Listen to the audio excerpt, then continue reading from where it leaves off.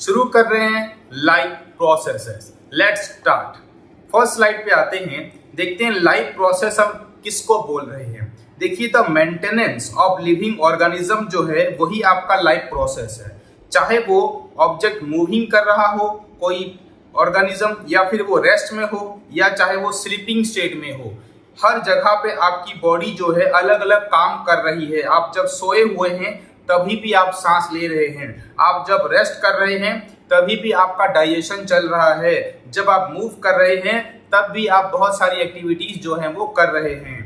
The process which together perform the function of maintenance of life are called the life process। यानी कि जितने भी चीजें हमारी बॉडी के अंदर हो रही हैं, चाहे वो कोई रिएक्शन हो, चाहे वो कोई एनर्जी प्रोड्यूसिंग प्रोसेस हो, तो उसको हम क्या बोल रहे हैं कि मेंटेनेंस ऑफ लाइफ है। ये लाइफ को मेंटेन करने के लिए ये सारे प्रोसेस जरूरी होते हैं। और कौन कौन वो प्रोसेस है उसके ऊपर भी बात करेंगे। तो इसी चीज को हम क्या बोलते हैं, लाइफ प्रोसेस बोल रहे हैं।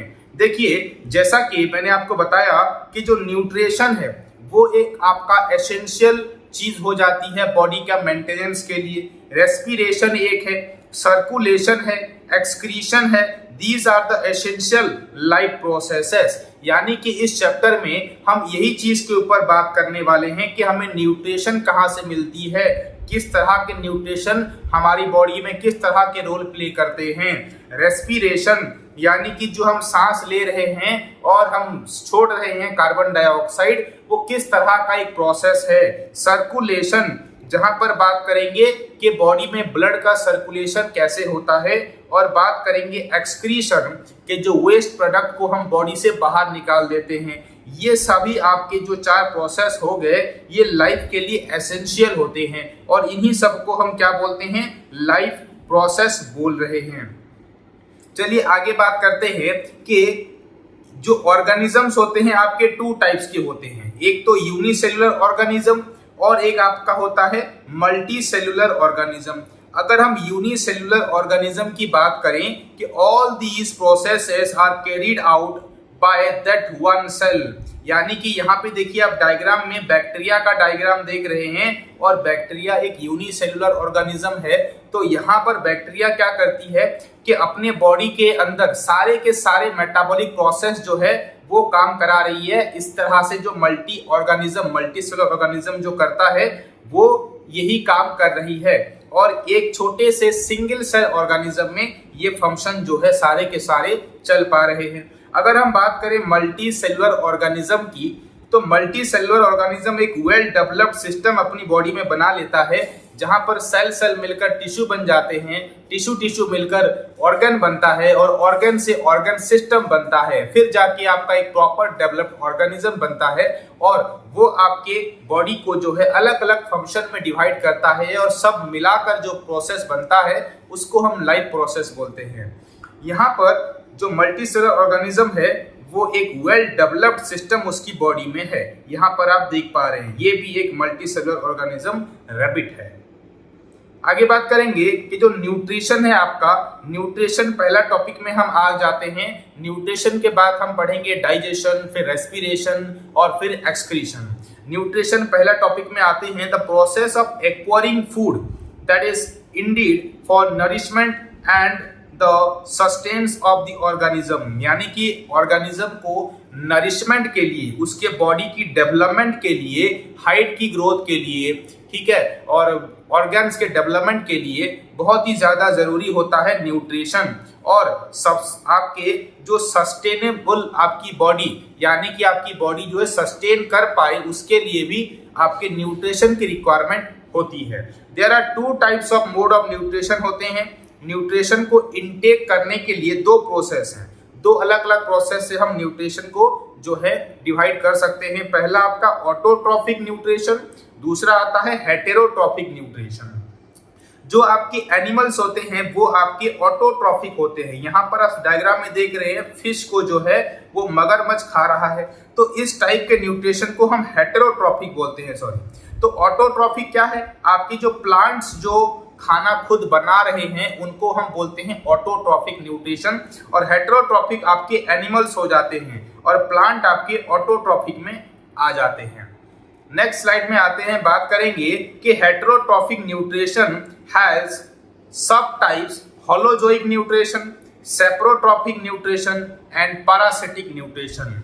हेटेरोट्रॉफिक को भी हमने 3 अलग अलग डिवीजन में डिवाइड कर रखा है, जो कि एनिमल्स या किसी और के प्रोडक्ट को इनटेक करके न्यूट्रिशन ले रहे हैं। तो हेटेरोट्रॉफिक में पहले देखिए, यहाँ पर आप देख पा रहे हैं कुछ ऐसे प्लांट्स हैं कि दूसरे प्लांट्स के ऊपर डिपेंडेंट हैं ये लोग। यहाँ पर एक जो है इंसान है जो कि प्रोडक्ट को खा रहा है, हनी बी के प्रोडक्ट को खा रहा है। यहाँ पर आपको जो है मशरूम देखने को मिल रहे हैं। तो जो आपका होलोजोइक मोड ऑफ न्यूट्रिशन वो ह्यूमन बीइंग होता है। होलोजोइक यानी कि अगर बॉडी में 2 होल्स हों, जहां से एक होल से वो इनटेक करे और दूसरे होल से उसके एक्सक्रीशन हो, तो उसको हम बोलते हैं क्या, होलोजोइक न्यूट्रिशन। सेप्रोट्रॉफिक न्यूट्रिशन वो होता है जो कि दूसरे के साथ रहकर उसके से जो है आदान प्रदान करता है चीजों को। और पैरासिटिक न्यूट्रिशन वो होती हैं जो कि दूसरे के साथ रहकर उसको कुछ ना देती हो लेकिन उससे सारा न्यूट्रिशन ले लेती हो। इस टाइप के न्यूट्रिशन को हम पैरासिटिक न्यूट्रिशन बोलते हैं। ज्यादातर इसमें पैरासाइट्स आते हैं, इसी वजह से हमने इसका नाम पैरासिटिक न्यूट्रिशन रखा है। तो यहाँ पर आप देख पा रहे हैं कि जो वीड्स हैं वो वीड्स इस दूसरे प्लांट के ऊपर जो है निर्भर है अपने डेवलपमेंट के लिए। नेक्स्ट स्लाइड में आते हैं, देखिए ऑटोट्रॉफिक न्यूट्रिशन की बात करेंगे। ऑटोट्रॉफिक न्यूट्रिशन जो है can nourish itself by making its food using sunlight chemicals is called the autotrophic nutrition. यानी कि अगर कोई एक ऐसा ऑर्गेनिज्म जो कि सनलाइट की मदद से अपना फूड जो है प्रोडक्ट खुद बना रहा है, तो उसको हम बोलते हैं ऑटोट्रॉफिक न्यूट्रिशन।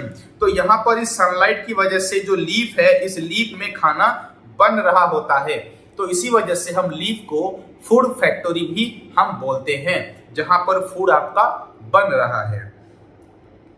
यहाँ पर एक्वाटिक लाइफ्स आप देख सकते हैं और यहाँ पर कुछ फिश वगैरह हैं। चलिए आगे बात करते हैं। द प्लांट फोटोसिंथेसिस जो है यूज करता है, उस प्रोसेस का इस्तेमाल करता है जहां पर फोटो का मतलब होता है आपका लाइट और सिंथेसिस का मतलब होता है मेकिंग। तो यहाँ पर यूजिंग द सनलाइट और sun energy the plants make their own food. इसी प्रोसेस को हम बोलते हैं क्या, फोटो ऑटोट्रॉफ्स। यानी कि फोटो की मदद से, लाइट की मदद से अगर खाना बन रहा है तो that is known as photo autotrophs.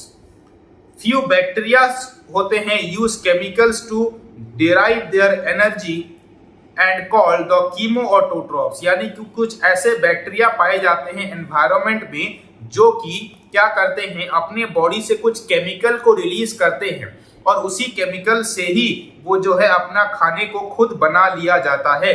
और इसी प्रोसेस को हम क्या बोलते हैं, कीमो ऑटोट्रॉफ्स बोलते हैं। कीमो मतलब होता है केमिकल्स, ऑटोट्रॉफ्स मतलब होता है कि खुद का खाना खुद बना रहे हैं। नेक्स्ट बात करते हैं कि जो फोटोसिंथेसिस है। देखिए फोटोसिंथेसिस एक इंपॉर्टेंट प्रोसेस है जहां पर प्लांट अपना खाना खुद बना रही है। यहाँ पर आप एक पेड़ को देख रहे हैं, यहाँ पर सनलाइट जो है इसके लीफ में आकर गिरती है और इसके लीफ में जब सनलाइट आके गिरती है तो इसके क्लोरोप्लास्ट वाले पार्ट्स में एब्जॉर्ब हो जाती है ये, और बदले में आपको इसको और वाटर देना होता है, वाटर की रिक्वायरमेंट होती है और सनलाइट की रिक्वायरमेंट होती है। और वो क्या करता है, कार्बन डाइऑक्साइड जो है आपका इनटेक कर लेता है और बदले में आपको ऑक्सीजन जो है वो एनवायरनमेंट में छोड़ देता है, जिसको हम इनटेक कर लेते हैं। और यही प्रोसेस से ही वो अपना खाना जो है बना लेता है, जिसको हम कह रहे हैं क्या, photosynthesis. The plant makes own food using the sunlight and water which provides nourishment to the organism and themself. यानी कि सनलाइट का इस्तेमाल करके, वाटर को यूज करके वो अपना नरिशमेंट जो है खुद बना रहा है। कौन, बात हो रही है यहाँ पर प्लांट्स की। जैसे कि यहाँ पे आप हेटेरोट्रॉफ्स देख पा रहे हैं, ये एक बकरी है तो ये क्या कर रही है, जो है ग्रास को खा रही है, ठीक है। लेकिन ऑटोट्रॉफ जो होते हैं वो सनलाइट की मदद से अपना खाना जो है वो खुद बना दे रहे हैं। तो सनलाइट जो है वो हो जाती है एनर्जी सोर्स बन जाती है आपके अर्थ के लिए, मोस्ट ऑफ द कम्युनिटीज के लिए, क्योंकि सनलाइट का इस्तेमाल डायरेक्टली और इनडायरेक्टली हम इस्तेमाल कर रहे हैं। सनलाइट से प्लांट जो है अपना खाना बना रहे हैं और उस खाने को हम इंटेक कर रहे हैं, तो हम इनडायरेक्टली सनलाइट के फूड के ऊपर डिपेंडेंट हो जाते हैं। नेक्स्ट बात करते हैं कि क्लोरोफिल क्या है। देखिए chlorophyll present in green parts absorb the light energy. ये आप अगर ये लीव्स का अगर एक पार्ट है तो इस लीफ वाले पार्ट में छोटे छोटे जो है सेल्स होते हैं जिनको हम बोलते हैं मीजोफिल सेल्स। उन सेल के पास होता है क्लोरोफिल नाम की पिगमेंट। ये क्लोरोफिल नाम की पिगमेंट्स ऐसे प्रेजेंट होते हैं जिनकी वजह से लाइट एनर्जी जो है कैप्चर्ड हो पाती है प्लांट्स में। This light energy is used to split water into hydrogen and oxygen। इस बात को आपको ध्यान में रखना है कि जो वाटर है H2O है, इसका ब्रेकडाउन करने के लिए जो है लाइट एनर्जी का इस्तेमाल होता है और इसी से ही आपका एक ऑक्सीजन और एक हाइड्रोजन जो है वो रिलीज हो जाती है। देखिए यहाँ पर कार्बन डाइऑक्साइड गैस की रिक्वायरमेंट है और वाटर की रिक्वायरमेंट है। प्रोसेस आपका इसी वजह से चल पाया, कौन सा? फोटोसिंथेसिस। बदले में प्लांट को क्या मिलता है? ग्लूकोज मिलता है, जो कि वो अपनी नरिशमेंट के लिए इस्तेमाल करेगा और उसको ऑक्सीजन मिलती है जो कि एनवायरनमेंट में वो एज ए वेस्ट प्रोडक्ट की तरह उसको बाहर भेज देता है अपनी बॉडी से। नेक्स्ट बात करते हैं कि hydrogen is then used to reduce carbon dioxide into carbohydrates typically glucose. यानी कि बात हो रही है जो आपका वाटर का ब्रेकडाउन हुआ H2O का, वो उसमें से जो हाइड्रोजन मिला है वो यूज हो जाएगा to reduce the carbon into carbohydrates. यानी कि कार्बन को तोड़कर कार्बोहाइड्रेट्स में जो है वो कन्वर्ट कर देगा और वो कार्बोहाइड्रेट जो है अल्टीमेटली ग्लूकोज ही होते हैं और प्लांट जो है उसी ग्लूकोज को स्टोर करता है अपने पास ताकि वो उसको एनर्जी की तरह यूज कर पाए। आगे बात करते हैं कि जो यहाँ पे आप देख पा रहे हैं कटवे सेक्शन ऑफ लीफ का जो सेक्शन है, यहाँ पर आपको छोटे छोटे जो है सारे क्लोरोफिल सब्सटेंसेस देखने को मिल रहे हैं। ये आपका जो होता है ये मीजोफिल सेल होता है। इस मीजोफिल सेल में बहुत सारे अलग अलग पार्ट्स होते हैं, जैसे कि ये जो ब्लैंक्स वाला एरिया है इसको हम बोलते हैं क्या? स्ट्रोमा। यहाँ पे इसका खुद का अपना डीएनए प्रेजेंट होता है, यहाँ पर देख पा रहे हैं। ये इसका इनर मेम्ब्रेन एक तो है, आउटर मेम्ब्रेन है, यानी कि इनके पास दो मेम्ब्रेन है। ये है क्या? ये आपका क्लोरोप्लास्ट है, CHOLOROPLAST क्लोरोप्लास्ट है और ये क्लोरोप्लास्ट लीफ में पाया जाता है, लीफ के मीजोफिल सेल में पाया जाता है। मीजोफिल सेल में क्लोरोप्लास्ट पाया जाता है और इसी में होती है आपकी ये सब चीजें, जैसे अपना राइबोसोम है, इसके पास स्टार्च है, ठीक है, ये थैलाकॉइड मेम्ब्रेन है। ये सब चीजें आप 11th और 12th में जाके पढ़ाई करेंगे। देखिए chlorophyll is essential for the photosynthesis and stomata to facilitate intake of carbon dioxide. Chlorophyll जो है ये एक एसेंशियल रोल प्ले करता है फोटोसिंथेसिस को कराने के लिए और स्टोमाटा को ओपनिंग और क्लोजिंग में भी जो है रोल प्ले करता है ताकि आपका कार्बन डाइऑक्साइड जो है वो रिलीज हो पाए प्लांट के स्टोमाटा से। नेक्स्ट आ जाते हैं स्टोमाटा है क्या। देखिए स्टोमाटा हम किसको कहते हैं? स्टोमाटा पोर्स होते हैं छोटे छोटे, यहाँ पर आप जैसे देख पा रहे हैं छोटे छोटे पोर्स होंगे present on the leaves that helps in the gaseous exchange. यानी कि O2 और CO2 के जो एक्सचेंज में जो है मदद कर रहा है कौन? स्टोमाटा। तो स्टोमाटा को हम जानते हैं कि ये लीफ के ऊपर प्रेजेंट होता है। They are mostly found on the under side of the leaf. यानी कि ये जो लीव्स हैं, लीव्स के यहाँ पर जो मैंने बता रहा हूँ आपको, ये लीव्स के बैक साइड में प्रेजेंट होते हैं। इसके बैक साइड में अंदर की ओर प्रेजेंट होंगे ताकि ज्यादा से ज्यादा इवापोरेशन ना हो और मोस्ट ऑफ दी यहाँ पर पाए जाते हैं। लेकिन थोड़े बहुत स्टोमाटा होते हैं जो कि लीफ के सरफेस में भी, अपर सरफेस में भी थोड़े बहुत प्रेजेंट होते हैं। देखिए ईच स्टोमाटा जो है, स्टोमा जो है is guarded by guard cell. ये वाला जो आप पार्ट देख रहे हैं इसको हम बोलते हैं क्या, इसको हम बोलते हैं स्टोमा। और स्टोमा जो है वो गार्ड सेल्स के द्वारा प्रोटेक्ट किया जाता है। इन दोनों साइड में एक एक सेल यहाँ पर प्रेजेंट है जो कि opening and closing of stomata को रेगुलेट्स करते हैं। और इसी को हम क्या बोलते हैं, इसी को हम बोलते हैं जहां पर आपकी जो है वाटर लॉस हो रही है, स्टोमाटा के जरिए से इवापोरेशन हो रही है। नाउ नेक्स्ट स्लाइड पे आते हैं। वाटर जो है आपका, water content of the guard cell is responsible for their opening and closing. यानी कि जो गार्ड सेल है, गार्ड सेल जो आपके स्टोमा को गार्ड कर रहा है, वहां पर ज्यादा अगर वाटर प्रेजेंट है तो उसको हमेशा वो ओपन रखेगा ताकि इवापोरेशन सही से हो पाए। लेकिन अगर वाटर लॉस है, वाटर शॉर्टेज है प्लांट के पास, तो वो अपने गार्ड सेल्स के जरिए से खुद क्लोज होके रहेगा। गार्ड सेल उसको क्लोज कर देगी ताकि वाटर लॉस प्लांट में और ना हो पाए। और यही चीज जो है कंट्रोल हो रही है गार्ड सेल के द्वारा because of the presence of water.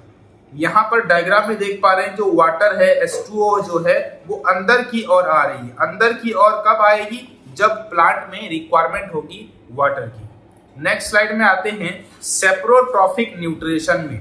Next topic है आपका सेप्रोट्रॉफिक न्यूट्रिशन है क्या। देखिए कुछ ऐसे ऑर्गेनिजम्स होते हैं जो कि फीड ऑन डेड और डीके एनिमल्स को जो है अपना खाना बना लेते हैं, जो कि ऑर्गेनिक मैटर को इनटेक करते हैं।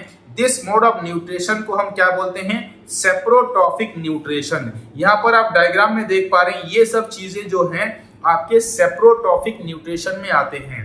The food partially digested outside of the body and then it absorbed fungi and saprophytes. तो यहाँ पर जो सेप्रोट्रॉफिक न्यूट्रिशन में जितने भी फूड मटेरियल्स हैं वो क्या हो रहे हैं, पार्शियली डाइजेस्ट हो रहे हैं आउटसाइड ऑफ द बॉडी में ही।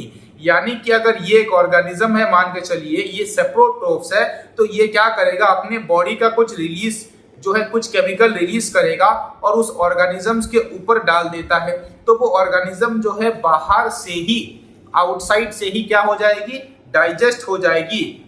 और उसके बाद जो है फंजाई और सेप्रोट्रोफ्स ये जो है उसको इनटेक कर लेते हैं अपनी बॉडी में। तो इसका मतलब ये कह सकते हैं कि half of the digestion outside the body ही हो जाता है। नेक्स्ट आते हैं पैरासिटिक न्यूट्रिशन में।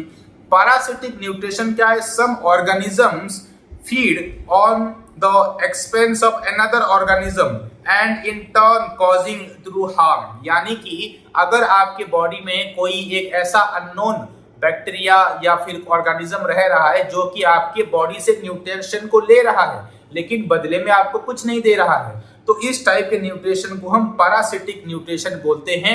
और इनकी वजह से किसी भी ऑर्गेनिजम्स को, जो होस्ट ऑर्गेनिज्म होगा, उसको हार्म पहुंचता है। होस्ट ऑर्गेनिज्म किसको बोलेंगे, जिसके साथ वो रहकर जिससे न्यूट्रिशन वो ले रहा है वो पैरासाइट, उसको हम होस्ट ऑर्गेनिज्म बोलते हैं। This is called the parasitic mode of nutrition. यहाँ पर मोस्टली आपके बैक्टीरिया आ जाते हैं।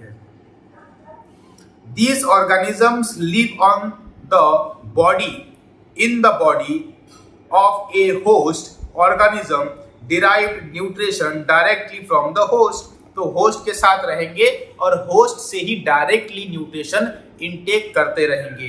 एग्जाम्पल है आपका एक लीच है, इज एन एक्टोपैरासाइट। ये एक एक्टोपैरासाइट्स होता है, यानी कि बॉडी के अंदर रहकर आपका खून चूसेगा।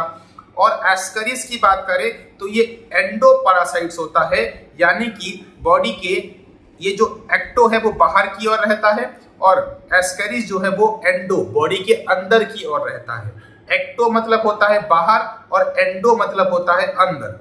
कसकट्टा भी एक आपका पैरासिटिक प्लांट होता है, कसकट्टा भी पैरासिटिक प्लांट ही कहा जाएगा। यहाँ पर आप देख सकते हैं ये लीच है, फीमेल है, और ये यहाँ पे मेल है। नेक्स्ट आ जाते हैं होलोजोइक न्यूट्रिशन क्या है। देखिए होलोजोइक न्यूट्रिशन किसको बोलेंगे, जहां पर take food directly and the digest and absorb it. खाना हमने इनटेक किया और उसको डाइजेस्ट किया, एब्जॉर्ब किया और फिर हमने एक्सक्रीट भी उसको कर दिया रेस्ट ऑफ द पार्ट को। तो इस टाइप के न्यूट्रिशन को हम बोलते हैं क्या, होलोजोइक न्यूट्रिशन। जैसे कि एमोइबा है, पैरामेसियम, बर्ड्स हैं, फिशेस हैं, हम लोग ह्यूमन बींग्स हैं, इस टाइप के न्यूट्रिशन को, जो ये सब न्यूट्रिशन कर रहे हैं, इनको हम बोलते हैं क्या, होलोजोइक न्यूट्रिशन। यहाँ पर आपको डायग्राम दे रखा है, देखिए ये एक पैरामीशियम का डायग्राम है, यहाँ पर एक बर्ड का आपको डायग्राम दे रखा है ताकि आपके अंडरस्टैंडिंग और अच्छी हो पाए। नेक्स्ट देखिए, न्यूट्रिशन इन एमोइबा की बात करें तो एमोइबा जो है फीड करता है by holozoic mode of nutrition, जैसा कि हमने डिस्कस किया।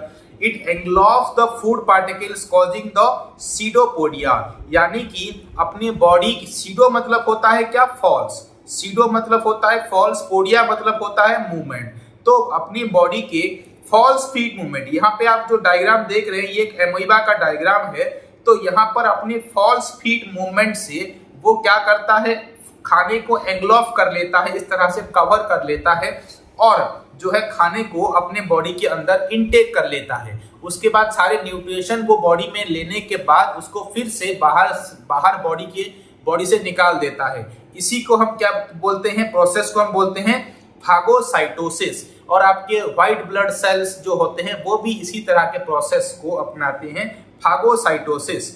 और इसी मूवमेंट को हम क्या बोलते हैं, सीडोपोडिया बोलते हैं। प्रोसेस को क्या बोलेंगे, phagocytosis. The engulfed food get enclosed in a food vacuole, ये जो फूड वैक्यूल पहले हुआ करता था यहाँ पर, अभी यहाँ पर आके खाना इसका पहुंच जाएगा। तो फूड वैक्यूल में स्पेस होती है, उस स्पेस के अंदर वो खाने को एंग्लोव करके ले जाएगा। ये आपका एमोइबा की हम बात कर रहे थे। Now as the food vacuoles passes through the cytoplasm, के पास जब आएगा फूड वैक्यूल के जरिए से ये डाइजेस्ट हो जाएगा, एब्जॉर्प्शन हो जाएगी, फिर एसिमिलेशन हो जाएगा उसी एक सिंगल सेलुलर ऑर्गेनिज्म के अंदर ही। तो डाइजेशन भी चल रहा है, एब्जॉर्प्शन भी चल रहा है। एब्जॉर्प्शन यानी कि खाने का वहां पे ब्रेकडाउन होकर एसिमिलेट हो जाना, एसिमिलेट यानी कि हर एक पार्ट्स तक, हर एक चीज तक जो है उसके प्रोडक्ट्स को पहुंचा देना। तो ये सभी प्रोसेस एक सिंगल सेल जो है ऑर्गेनिज्म कर रहा है, जिसका नाम है amoeba. Now when the food vacuoles open outside, ejection of undigested food take place. जब भी फूड वैक्यूल क्या करेगा, यहाँ पर देखिए इजेक्शन हो रही है, यहाँ पर अपने फूड वैक्यूल्स को वो ओपन कर देगा और सीडोपोडिया मूवमेंट फिर से होगी, जिसकी मदद से जो है इजेक्शन ऑफ फूड मटेरियल हो जाएगी from the body of the amoeba. Next बात करते हैं न्यूट्रिशन इन ह्यूमंस की बात करेंगे। देखिए ह्यूमन जो होते हैं वो लोग ओमनीवोरस होते हैं। ओमनीवोरस यानी कि वो प्लांट प्रोडक्ट को भी ईट करते हैं और आपके एनिमल्स प्रोडक्ट को भी ईट करते हैं। इस टाइप के एनिमल्स को हम क्या बोलते हैं, ओमनीवेरस। इसी तरह के और भी बहुत सारे एनिमल्स हैं ह्यूमंस के अलावा जो कि ओमनीवेरस हैं, लेकिन यहाँ पर हम बात करेंगे ह्यूमंस में जो डाइजेशन है, रेस्पिरेशन है, एक्सक्रीशन है, किस तरह से काम चलता है। तो पहले हम न्यूट्रिशन समझ लेते हैं कि ह्यूमन बींग्स में किस तरह से हो रहे हैं, क्योंकि ह्यूमन बॉडी एक कॉम्प्लेक्स बॉडी है। कॉम्प्लेक्स बॉडी यानी कि बहुत सारे जो है ऑर्गन्स हैं बॉडी में जो कि मिलकर सारे फंक्शन करा रहे हैं। जैसे डाइजेशन की बात करें तो माउथ से शुरू होकर एनस तक जो है ये प्रोसेस चलता है, तो बहुत सारे ऑर्गन्स इस प्रोसेस में इन्वॉल्व होते हैं और इस प्रोसेस को एक कॉम्प्लिकेटेड प्रोसेस बनाते हैं। Human have very complicated nutrition system. तो कॉम्प्लिकेशन किस तरह से आती है, देखिए जब भी आप फूड से माउथ से एंटर करा रहे हैं फूड को, तो एक वो बाउल बन जाती है, तो आपके माउथ से सलाइवरी ग्लैंड से सलाइवा रिलीज हो रहा है। 3 सलाइवरी ग्लैंड्स होते हैं मिलकर, वो सलाइवरी एमाइलेज को एंजाइम को रिलीज करते हैं फूड में, जिसकी वजह से एक बाउल बन जाता है और इसोफेगस के जरिए से वो नीचे की ओर आता है। इसोफेगस के आने के बाद ये स्टोमक में आके पहुंचेगा और स्टोमक के बाद देखिए ये पेनक्रियास जो है पेनक्रियाटिक एंजाइम को रिलीज करेगी। यहाँ पे ड्यूडिनम प्रेजेंट है और यहाँ पे गॉल ब्लैडर है, लीवर है, यहाँ पे इलियम है, कोलन है, रेक्टम है, एनस है। तो यहाँ पे आपका और एक चीज स्मॉल इंटेस्टाइन और यहाँ पे आपके लार्ज इंटेस्टाइन भी प्रेजेंट हैं। तो यहाँ पर भी सबके एक अलग अलग इंडिविजुअल रोल होते हैं और फाइनली ये एनस से जो है रेस्ट ऑफ द मटेरियल को जो कि बॉडी के लिए रिक्वायर्ड नहीं है उस चीज को बाहर भेज देता है। तो ये कॉम्प्लेक्स प्रोसेस काम कैसे करता है इन डिटेल हम समझने वाले हैं। ये आपका एक प्रॉपर डाइट जब आप फॉलो करते हैं तो आपका डाइजेशन, आपका न्यूट्रिशन जो है आपकी बॉडी को सही मात्रा में मिल पाती है और आप जो है एक हेल्दी ह्यूमन बीइंग बनते हैं। चलिए बात करते हैं कि डाइजेस्टिव सिस्टम जो है आपका एलिमेंट्री केनल जो हम इसको कह रहे हैं, यानी कि आपके माउथ से लेकर एनस तक हम इसको क्या बोलते हैं, एलिमेंट्री केनल बोल रहे हैं। Associated with the digestive glands कुछ होते हैं।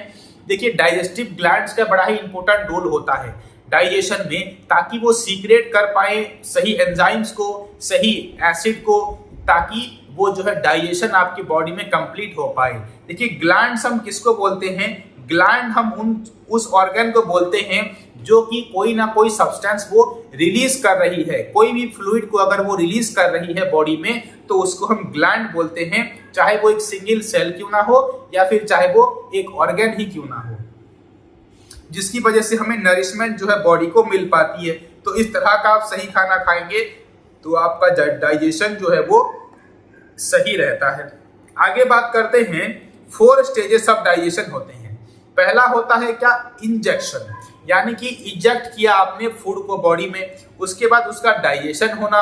फिर थर्ड स्टेप में आता है एब्जॉर्प्शन और फोर्थ में आता है इजेक्शन, यानी कि बॉडी से बाहर भेज देना। तो एलिमेंट्री कैनाल के जरिए से ये चारों प्रोसेस करे जाते हैं। पहला बताया मैंने आपको इजेक्शन, दूसरा बताया क्या, डाइजेशन, तीसरा बताया एब्जॉर्प्शन और चौथा बताया इजेक्शन। तो assimilation of food take place in the whole body. Assimilation जो प्रोसेस है वो आपके टोटल बॉडी में होता है, हर एक सेल में जाकर वो एसिमिलेट हो पाती है एनर्जी के फॉर्म में। आगे देखिए बात करेंगे, आपको एक होमवर्क है, ये वाला पार्ट क्या कहलाता है ये बताइएगा। सेकंड ये वाला पार्ट क्या होगा बताइएगा, और यहाँ पे ये वाला पार्ट भी आप बता सकते हैं। उसके बाद इसको हम क्या बोलते हैं, ये वाला पार्ट क्या होगा, और फिफ्थ में ये क्या प्रेजेंट है, और 6th में ये क्या प्रेजेंट है, और 8 में ये क्या प्रेजेंट है, आपको इसमें बताना है। चलिए आप गेस कर चुके होंगे तो मैं ही आपके साथ डिस्कस कर लेता हूं ये चीज। पहला आप देख रहे हैं ये वाला पार्ट आपका माउथ होता है, ये आपका माउथ है। ये वाला पार्ट आपका जो है फेरिंग्स है, और ये वाला पार्ट आपका जो है लेरिंग्स है। ये वाला पार्ट आपका इसोफेगस हो जाता है। ये वाला पार्ट आपका हो जाता है स्टोमक, ये वाला पार्ट आपका स्टोमक, और ये वाला पार्ट आपका हो जाता है लार्ज इंटेस्टाइन। लार्ज इंटेस्टाइन, यहाँ पर जो अंदर देख रहे हैं वो है आपका स्मॉल इंटेस्टाइन, और ये वाला पार्ट हो जाता है एनस। तो ये सब चीजें आपको ध्यान में रखनी है। आगे बात करते हैं, देखिए आपने क्या क्या, एलिमेंट्री कैनाल की अगर बात करें तो एलिमेंट्री कैनाल जो ह्यूमन की बात हो रही है, इज ए लॉन्ग ट्यूब होती है ये एक, ठीक है, ट्यूब लाइक होती है और बहुत ही लंबी होती है। It starts from the mouth, से स्टार्ट हो रही है यहाँ से, और एंड हो रही है कहाँ पर, इस जगह में जाके एंड हो रही है, और इसी को हम क्या बोलते हैं, एलिमेंट्री कैनाल बोल रहे हैं। जहां पर ये सब चीजें हमने जो डिस्कस करी, सारी चीजें इसके अंदर आ रही हैं। नेक्स्ट बात करते हैं, जो इसोफेगस है, स्टोमक है, स्मॉल इंटेस्टाइन, फिर large intestine are the parts of the alimentary canal. उसके बाद आता है एनस। तो ये सारी चीजें ऑर्डर में है, ऑर्डर में आपके पास आती है, ठीक है। चलिए नेक्स्ट बात करते हैं, आपके माउथ से पहले शुरू कर लेते हैं, आपके माउथ वाले पार्ट से। The food is broken down into smaller particles by the teeth. जो माउथ में जो ये टीथ प्रेजेंट है, इनकी वजह से जो खाना है वो छोटे छोटे सब्सटेंसेस में टूट जाता है। With the mixed of saliva, जहां पर आपकी सैलिवरी ग्लैंड्स होती हैं, तो सैलिवरी ग्लैंड्स क्या करती हैं, रिलीज करती हैं सैलिवरी एमाइलेज को, यानी कि सलाइवा को, जिसके अंदर प्रेजेंट होती है सैलिवरी एमाइलेज, और उसकी मदद से खाना जो है वो जो है ब्रेक डाउन हो रहा है आपके माउथ में। टीथ की बात कर लें तो आपकी जो टीथ होते हैं, देखिए इंसीजर टीथ होते हैं आपके 7 साल जब आपकी हो जाती है तो इंसीजर्स होते हैं आपके पास। ये वाले जो होते हैं फ्रंट में, ये वाले ऊपर वाले, इसको हम क्या बोलते हैं, इंसीजर। फिर होता है आपका कैनाइन, ये दोनों साइड में जो टीथ बनते हैं उनको हम बोलते हैं क्या, कैनाइन। ये 11 साल की उम्र में आपके डेवलप हो जाते हैं। फिर आते हैं प्री मोलर्स, जो कि आपकी 11 साल की उम्र में ही देखने को मिल जाएंगे।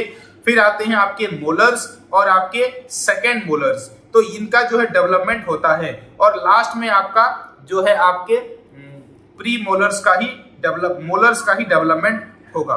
तो ये चीज आपको ध्यान में रखनी है। 4 टाइप्स के टीथ है, incisor, canine, pre molar and molar. उसके बाद जो है आपका जो है प्रॉपर आपका ये परमानेंट टीथ बन जाता है, जो कि आगे जाके और ब्रेकडाउन नहीं होगा, दांत और नहीं टूटेगी। आगे बात करते हैं, देखिए सलाइवा की अगर बात करें तो सलाइवा में एक एंजाइम होती है जिसको हम क्या बोलते हैं, सलाइवरी अमाइलेज बोलते हैं, जो कि कन्वर्ट करती है स्टार्च को माल्टोस में। माल्टोस एक आपका शुगर होता है, जैसे आपका एक ग्लूकोज है, इसी तरह माल्टोस भी आपका एक शुगर है। तो स्टार्च को माल्टोस में कन्वर्ट कौन करता है पूछा जाए तो क्या बोलेंगे, सलाइवरी एमाइलेज करती है। स्टार्च को कन्वर्ट किया, पीएच जो है 6.8 रखकर माल्टोस में उसको कन्वर्ट कर दिया गया। और ये कहां पर हो रही है तो क्या बोलेंगे, ये माउथ में हो रही है। तो माउथ में देखिए यहाँ पर आपकी बोलस ऑफ फूड बनती है, ये आपका फेरिंग्स वाला पार्ट है, ये आपका यहाँ पे टंग है, यहाँ पे आपकी इपिग्लॉटिस है जो कि ओपन क्लोज होती है फूड को और आपके एयर को अलग अलग करने में मदद करती है। ये आपका इसोफेगस शुरू हो जाता है। उसके बाद आपका यहाँ पे ट्राकिया जो है वो देखने को मिलता है, जिसको हम एयर पाइप भी हम बोलते हैं। और ये आपका इसोफेगस जो है ये आपका फूड पाइप होता है।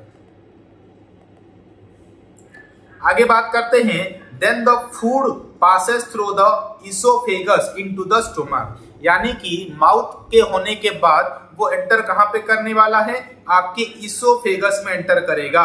और जो आपका ये इसोफेगस है, ये जो मूवमेंट है, देखिए बाउल को क्या कर रहा है, ऊपर नीचे करा के इस तरह से जो है एंटर करा रहा है आपके स्टोमक में। और जब मूवमेंट हो रही है इस बाउल की वजह से, जो आपके इसोफेगस में जो मूवमेंट हो रही है उसको हम बोलते हैं क्या, पेरिस्टालेसिस मूवमेंट हम इसको बोलते हैं। याद रखिएगा, पेरिस्टालेसिस इंपॉर्टेंट पॉइंट है।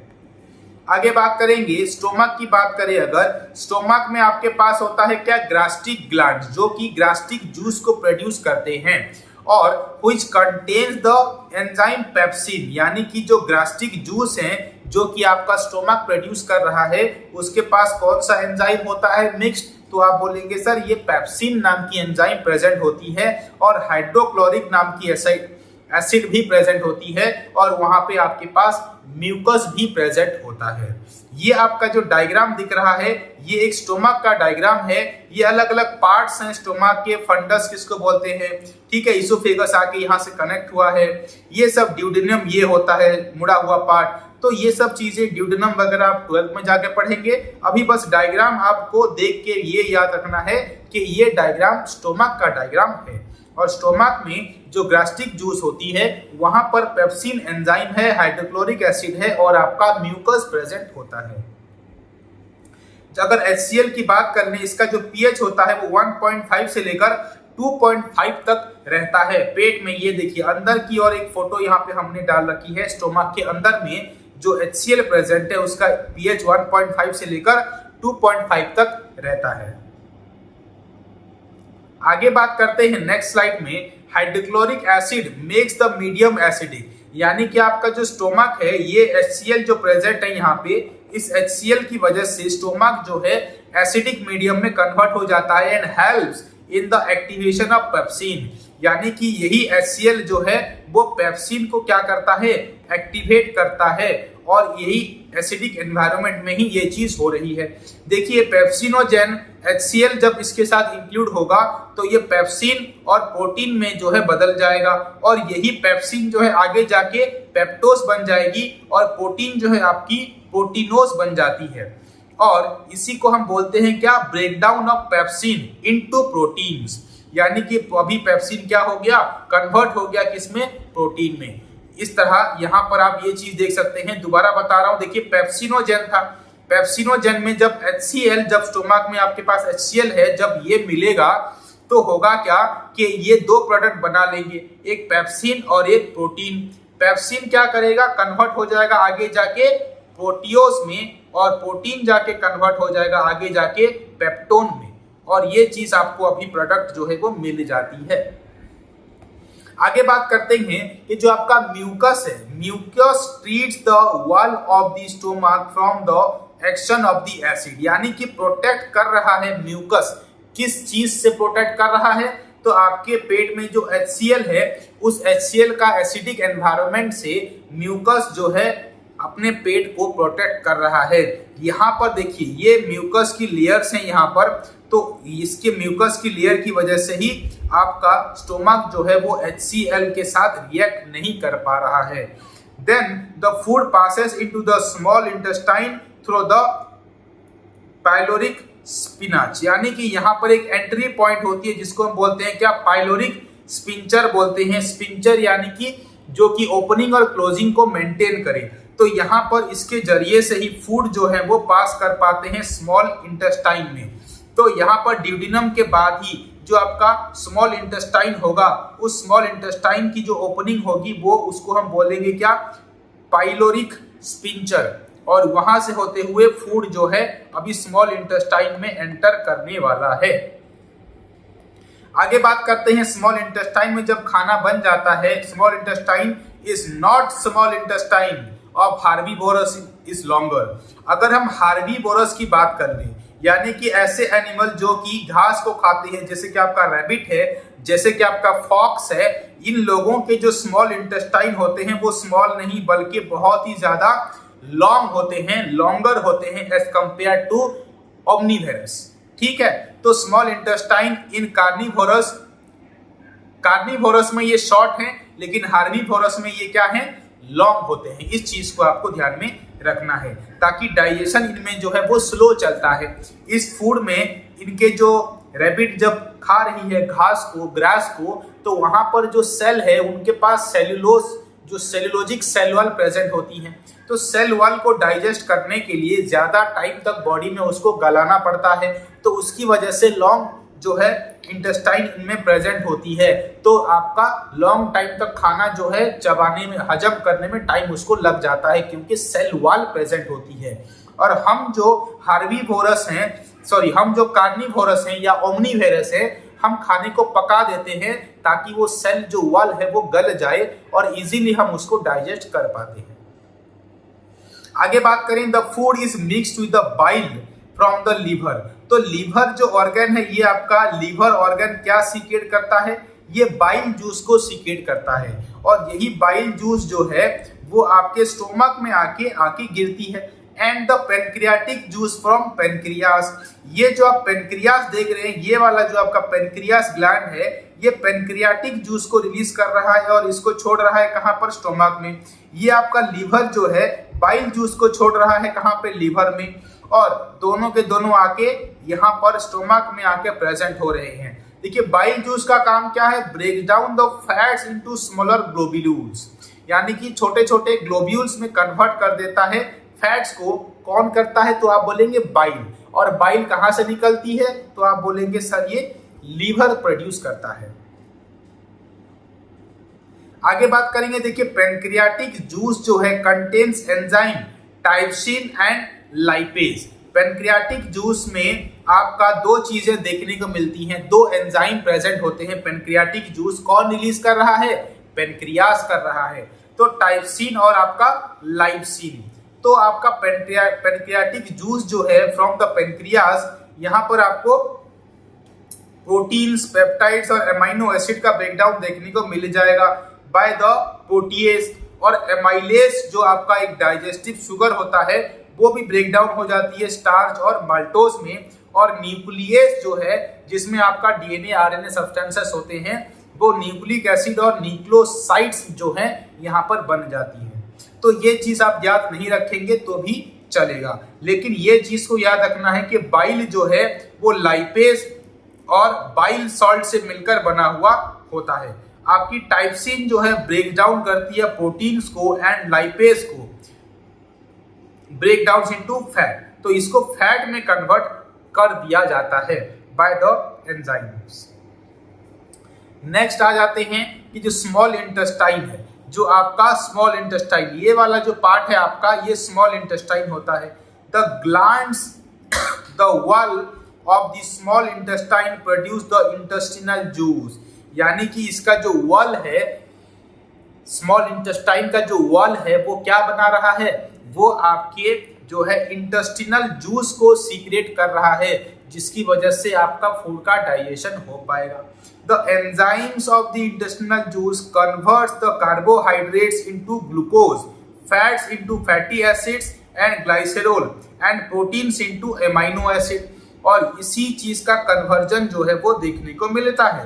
कन्वर्ट्स देखिए कार्बोहाइड्रेट्स को ग्लूकोज में और फैट्स को फैटी एसिड में एंड ग्लाइसेरोल एंड प्रोटीन्स को एमाइनो एसिड में कन्वर्ट करने का काम आपका जो है यही स्मॉल इंटेस्टाइन कर रही है। इस चीज को आपको याद रखना है। आगे बात करेंगे the wall of the small intestine जो है had several fingers like projections होते हैं, जिसको हम कहते हैं क्या, विल्ली बोलते हैं। ये विल्ली जो है इनके पास ब्लड वेसल्स प्रेजेंट होती हैं। इस तरह की ये विल्ली जो है देखिए ऊपर की ओर इस तरह से निकले हुए हैं और बीच बीच में आपके ब्लड वेसल्स प्रेजेंट हैं। ये क्या करते हैं, हेल्प करते हैं increase the surface area of the absorption of digested food, यानी कि ज्यादा से ज्यादा डाइजेस्टेड फूड जो है वो स्मॉल इंटेस्टाइन में आके रह पाए। इसी वजह से ये लोग स्पेस को बढ़ा देते हैं। ये विल्ली की वजह से ये स्पेस जो है वो इंक्रीज हो पाती है। The digested food is absorbed by the blood and transported to all cells in the body। यानी कि जो डाइजेशन वाला फूड था वो एब्जॉर्ब होने के बाद ब्लड के जरिए से सारे बॉडी में ट्रांसपोर्ट हो जाएगा। उस ब्लड में सारी एनर्जी आके मिक्स हो जाएगी और ब्लड जो है बॉडी में सर्कुलेट होगी, तो बॉडी के हर एक पार्ट तक जो है वो खाना जो है वो फूड जो है वो मिल जाएगा। The digested food passes into the large intestine, और फिर जो खाना बचा हुआ है वो इस वाले पार्ट जो आप लार्ज इंटेस्टाइन को देख रहे हैं इस वाले पार्ट में एंटर होती है।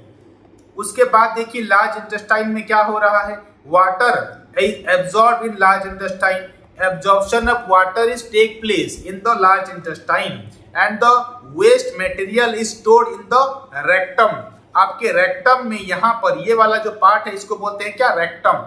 यहाँ पर वेस्ट मटेरियल आपका स्टोर होता है, later remove through the anus. ये जो ओपनिंग है इसको हम क्या बोलते हैं, एनस बोलते हैं। तो लेटर रेक्टम के जरिए से लेटर आपकी यहाँ से जो है यूरिन निकल जाती है और इसी को हम क्या बोल रहे हैं, लार्ज इंटेस्टाइन का यही आपका फंक्शन होता है। The movement of the regulated by the anal sphincter. तो एनस के ऊपर यहाँ पर एक स्पिंचर होता है जिसको हम बोलते हैं क्या, एनल स्पिंचर, जो कि क्या करेगी, कंट्रोल करती है आपके यूरिन को बाहर निकलने में जो है या फिर होल्ड करके रखने के लिए जो है मदद करती है आपकी एनल स्पिंचर। नेक्स्ट आ जाते हैं the food take during nutrition is used to provide energy in the various process of life. अलग अलग प्रोसेस में हमें जो है खाने से डाइजेशन मिलता है, डाइजेशन से हमें एनर्जी मिलती है और ये सब प्रोसेस से हमारी बॉडी का एक प्रोसेस जिसको हम डाइजेशन बोल रहे हैं वो रन हो पा रहा है। और यहाँ पर all living organisms includes plants receive the energy acquired by the survival from A chain of chemical reaction called respiration. तो हम आगे पढ़ने वाले हैं अभी क्या, रेस्पिरेशन कैसे हो रही है। न्यूट्रिशन हमने देखा, डाइजेशन हमने देखा, अभी हम पढ़ेंगे कि रेस्पिरेशन किस तरह से होता है। प्लांट्स की बात करेंगे और एनिमल्स की बात करेंगे और बात करेंगे ब्रीदिंग क्या है, रेस्पिरेशन क्या है, उसके बाद सेलुलर रेस्पिरेशन क्या होती है। चलिए तो अभी आ जाते हैं किसमें, रेस्पिरेशन में। क्या आपका रेस्पिरेशन देखिए होता क्या है, respiration is the oxidation of food substances with the release of energy in living cells. यानी कि रेस्पिरेशन एक ऐसा प्रोसेस है जहां पर फूड का ऑक्सीडेशन हो रहा है, यानी फूड में ऑक्सीजन का एडिशन हो रहा है, जिसकी वजह से हमें क्या मिल रही है, यहां पर हमें एनर्जी मिलती है। तो इसी प्रोसेस को हम क्या बोलते हैं, रेस्पिरेशन बोलते हैं। ये आपका देखिए नेजल चैम्बर है, इस नेजल चैम्बर से एयर जो है वो अंदर आती है, ये फेरिंग्स होते हुए, लैरिंग्स होते हुए, आपके ब्रोंकियोल्स होते हुए एल्वोलाई में आके पहुंचती है और इस एल्वोलाई से फिर जो कैपिलरीज होती हैं उनके जरिए से आपके ब्लड में जाके ऑक्सीजन मिक्स्ड हो जाती है। तो इसी प्रोसेस को हम आगे जानते हैं कि रेस्पिरेशन में क्या होता है। देखिए सेलुलर रेस्पिरेशन करके एक चीज है। सेलुलर रेस्पिरेशन का मतलब ये है कि सेल में जाकर ऑक्सीजन का एडिशन होना, जिसकी वजह से कार्बन डाइऑक्साइड जो है और एनर्जी जो है वो हमें मिल जाती है, इसी को हम बोलते हैं क्या, सेलुलर रेस्पिरेशन। यानी कि हमारी बॉडी में जितने भी सेल हैं, सभी लोगों के सभी सेल के साथ ये प्रोसेस चल रही है। यहां पर आप देख सकते हैं कि ये आपका क्लोरोप्लास्ट है प्लांट में, और यहाँ पर ये माइटोकॉन्ड्रिया है, और इसी माइटोकॉन्ड्रिया की वजह से ही आपकी एनर्जी जो है वो प्रोड्यूस होती है, जहां पर आपकी एटीपी जो है वो बनती है। उसके ऊपर हम बात करेंगे। देखिए कुछ ऐसे ऑर्गेनिजम्स हैं जो कि यूज ऑक्सीजन करते हैं, जहां पर एरोबिक रेस्पिरेशन की बात हो रही है। एरोबिक रेस्पिरेशन में ऑक्सीजन का इस्तेमाल हो रहा है, और आपके एनएरोबिक रेस्पिरेशन में बिना ऑक्सीजन के जो रेस्पिरेशन हो रही है उसको हम एनएरोबिक रेस्पिरेशन बोलते हैं। यानी कि रेस्पिरेशन आपका 2 टाइप्स का हो गया। एक हो गया एरोबिक रेस्पिरेशन, जहां पर ऑक्सीजन का यूज हो रहा है, और जहां पर बिना ऑक्सीजन के रेस्पिरेशन हो रही है वो उसको हम बोलते हैं क्या, एनएरोबिक रेस्पिरेशन। तो बात कर लेते हैं कि जो ऑर्गेनिजम्स हैं आपके वेरियस मेथड का इस्तेमाल करते हैं to produce the energy. All the process involves breakdown of glucose into 3 carbon molecules, that is pyruvate. Pyruvate आपका 3 कार्बन कंपाउंड होता है जो कि प्रोड्यूस होता है by the process of respiration, और वहां पे आपकी ब्रेकडाउन ऑफ ग्लूकोज की वजह से ही ये जो है बन पाता है। This process take place in the cytoplasm. यानी कि रेस्पिरेशन जो है वो सेल के अंदर, जो ये न्यूक्लियस है और ये वाला पार्ट साइटोप्लाज्म कहलाता है, इसी जगह पर आपकी रेस्पिरेशन होती है। यहां पर देख सकते हैं ADP+2 मिलकर ये आपके ATP बन जाते हैं, और यहां पे आपका NADH+H+ भी बनता है, और अल्टीमेटली ये एक पाइरूवेट होता है जहां पर 3 कार्बन प्रेजेंट होते हैं। तो आपका यहां पर पाइरूवेट जो है वो बन रहा होता है।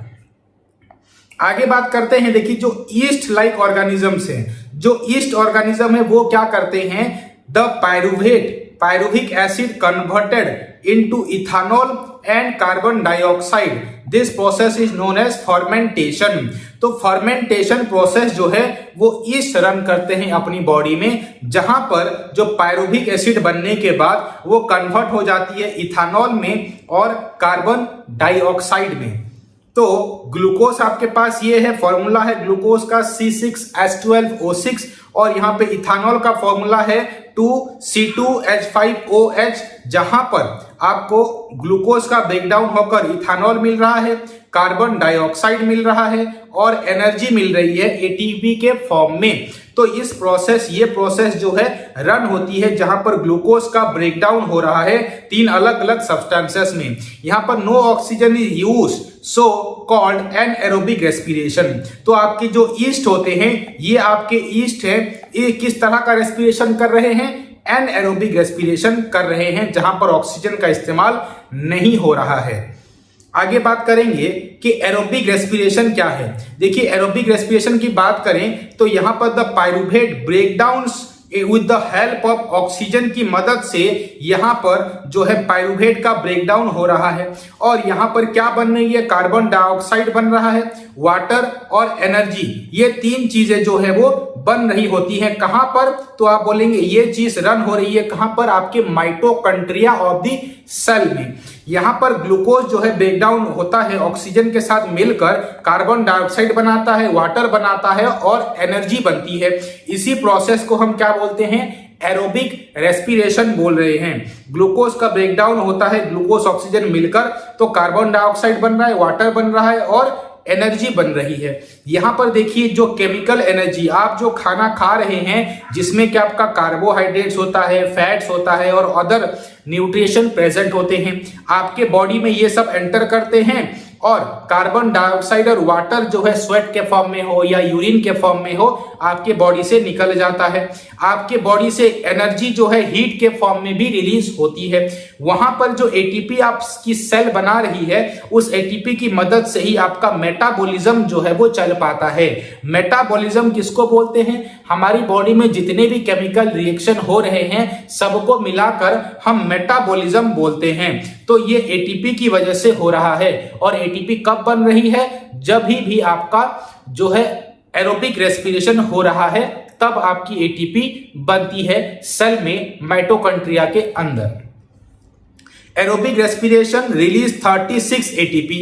तो हर एक एरोबिक रेस्पिरेशन में 36 एटीपी मॉलिक्यूल्स जो है वो बनते हैं एज एनर्जी के फॉर्म में, व्हाइल द एनएरोबिक रेस्पिरेशन में है जो है बस 2 ही एटीपी आपके पास बन पाते हैं। याद रखिएगा, एरोबिक रेस्पिरेशन 36 एटीपी और एनएरोबिक रेस्पिरेशन आपका 2 एटीपी बनाता है एक ही मॉलिक्यूल ऑफ ग्लूकोज से।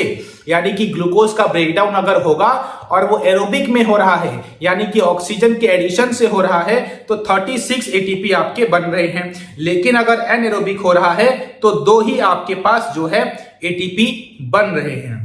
आगे बात करते हैं, देखिए, we are doing continuous hard work causes pain in the muscles later।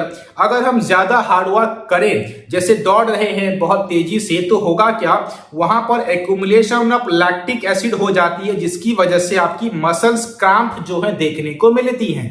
उस जगह पर आपका पायरुवेट जो है वो कन्वर्ट हो जाता है किसमें? लैक्टिक एसिड में, जो कि खुद में एक 3 कार्बन कंपाउंड होता है।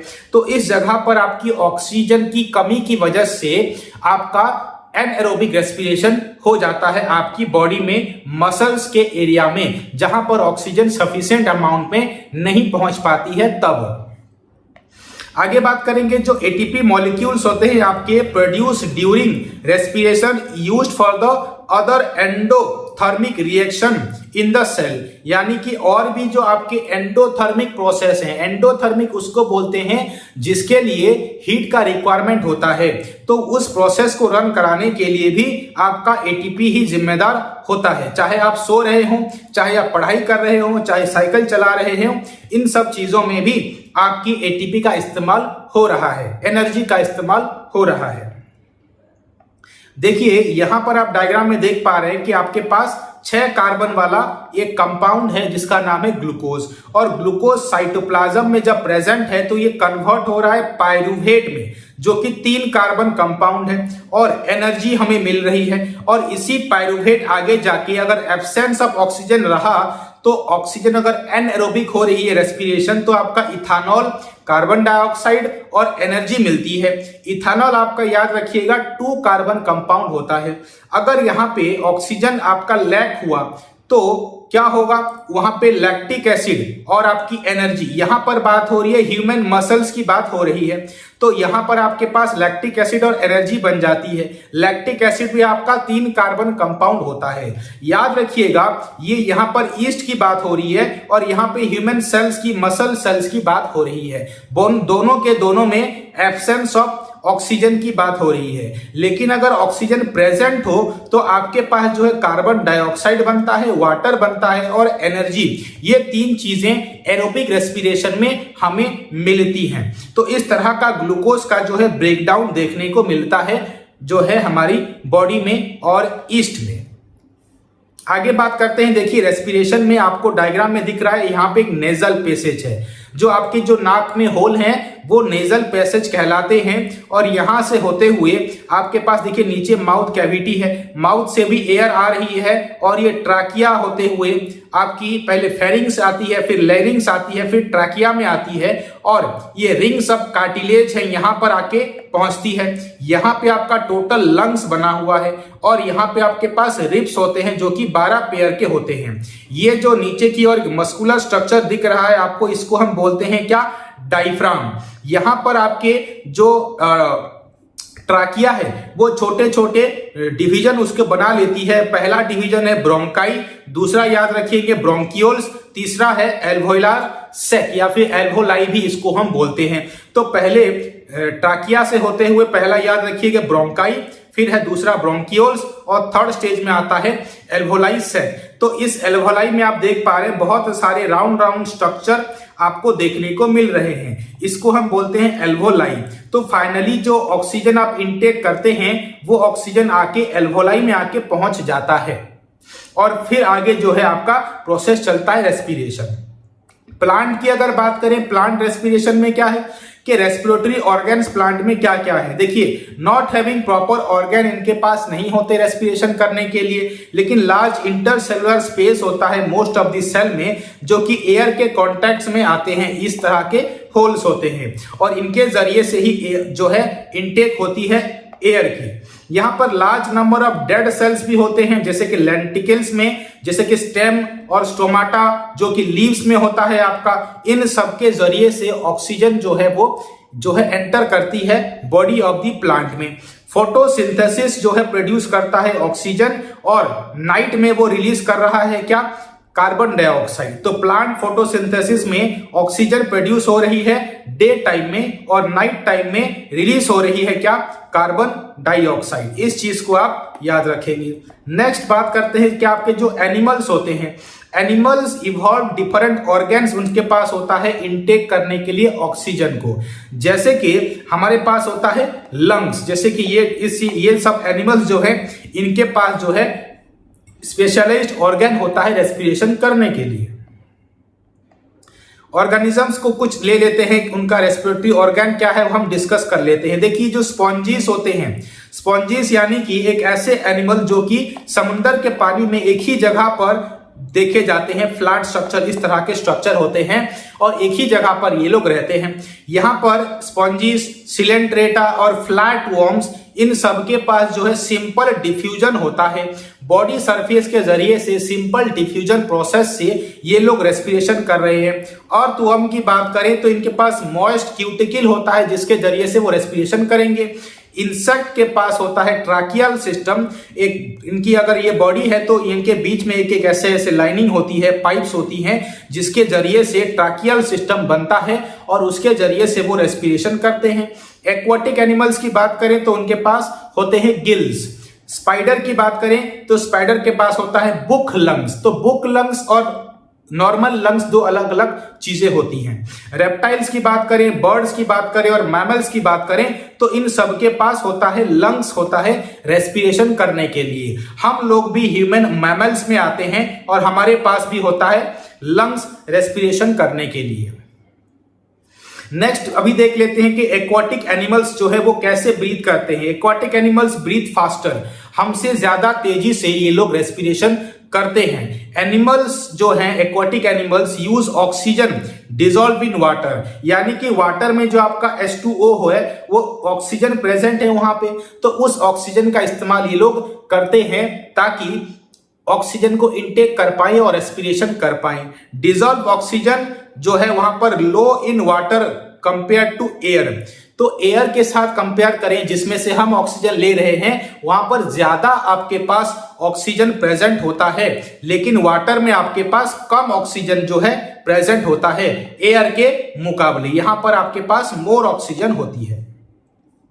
ये फिश का गिल्स देख रहे हैं और गिल्स के जरिए से वाटर की यहां पे इनटेक होती है। जब भी एयर पास करेगा तो फिश जो है O2 को अपने गिल्स के जरिए से होल्ड कर लेती है। आगे देखिए, जो रेस्पिरेटरी कुछ मेम्ब्रेन की बात करेंगे। Max surface area, thin surface, moist, place inside the body. यहां पर बात हो रही है एनिमल्स की, जहां पर आपके टेरेस्ट्रियल एनिमल्स हैं वो ज्यादा से ज्यादा सरफेस एरिया उनके पास होता है और थिन सरफेस है, जिसकी वजह से ज्यादा ऑक्सीजन को वो इनटेक कर लेते हैं, होल्ड कर पाते हैं। इन ह्यूमंस की बात करें, intake of oxygen is done through the nostrils. Nostrils यहां से O2 को इंटर किया जा रहा है और यहीं से ही कार्बन डाइऑक्साइड जो है वो बाहर की ओर आ रही है। किसके जरिए से बात हो रही है? नॉस्ट्रिल्स की, नोज की। यहां पे आप देख सकते हैं डायग्राम में, ठीक है।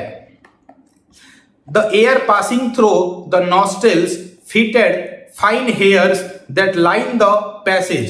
The mucus lining warms the air.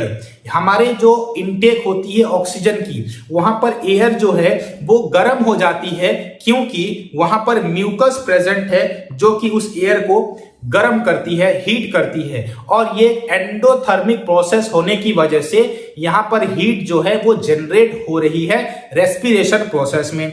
ये चीज को याद रखेंगे।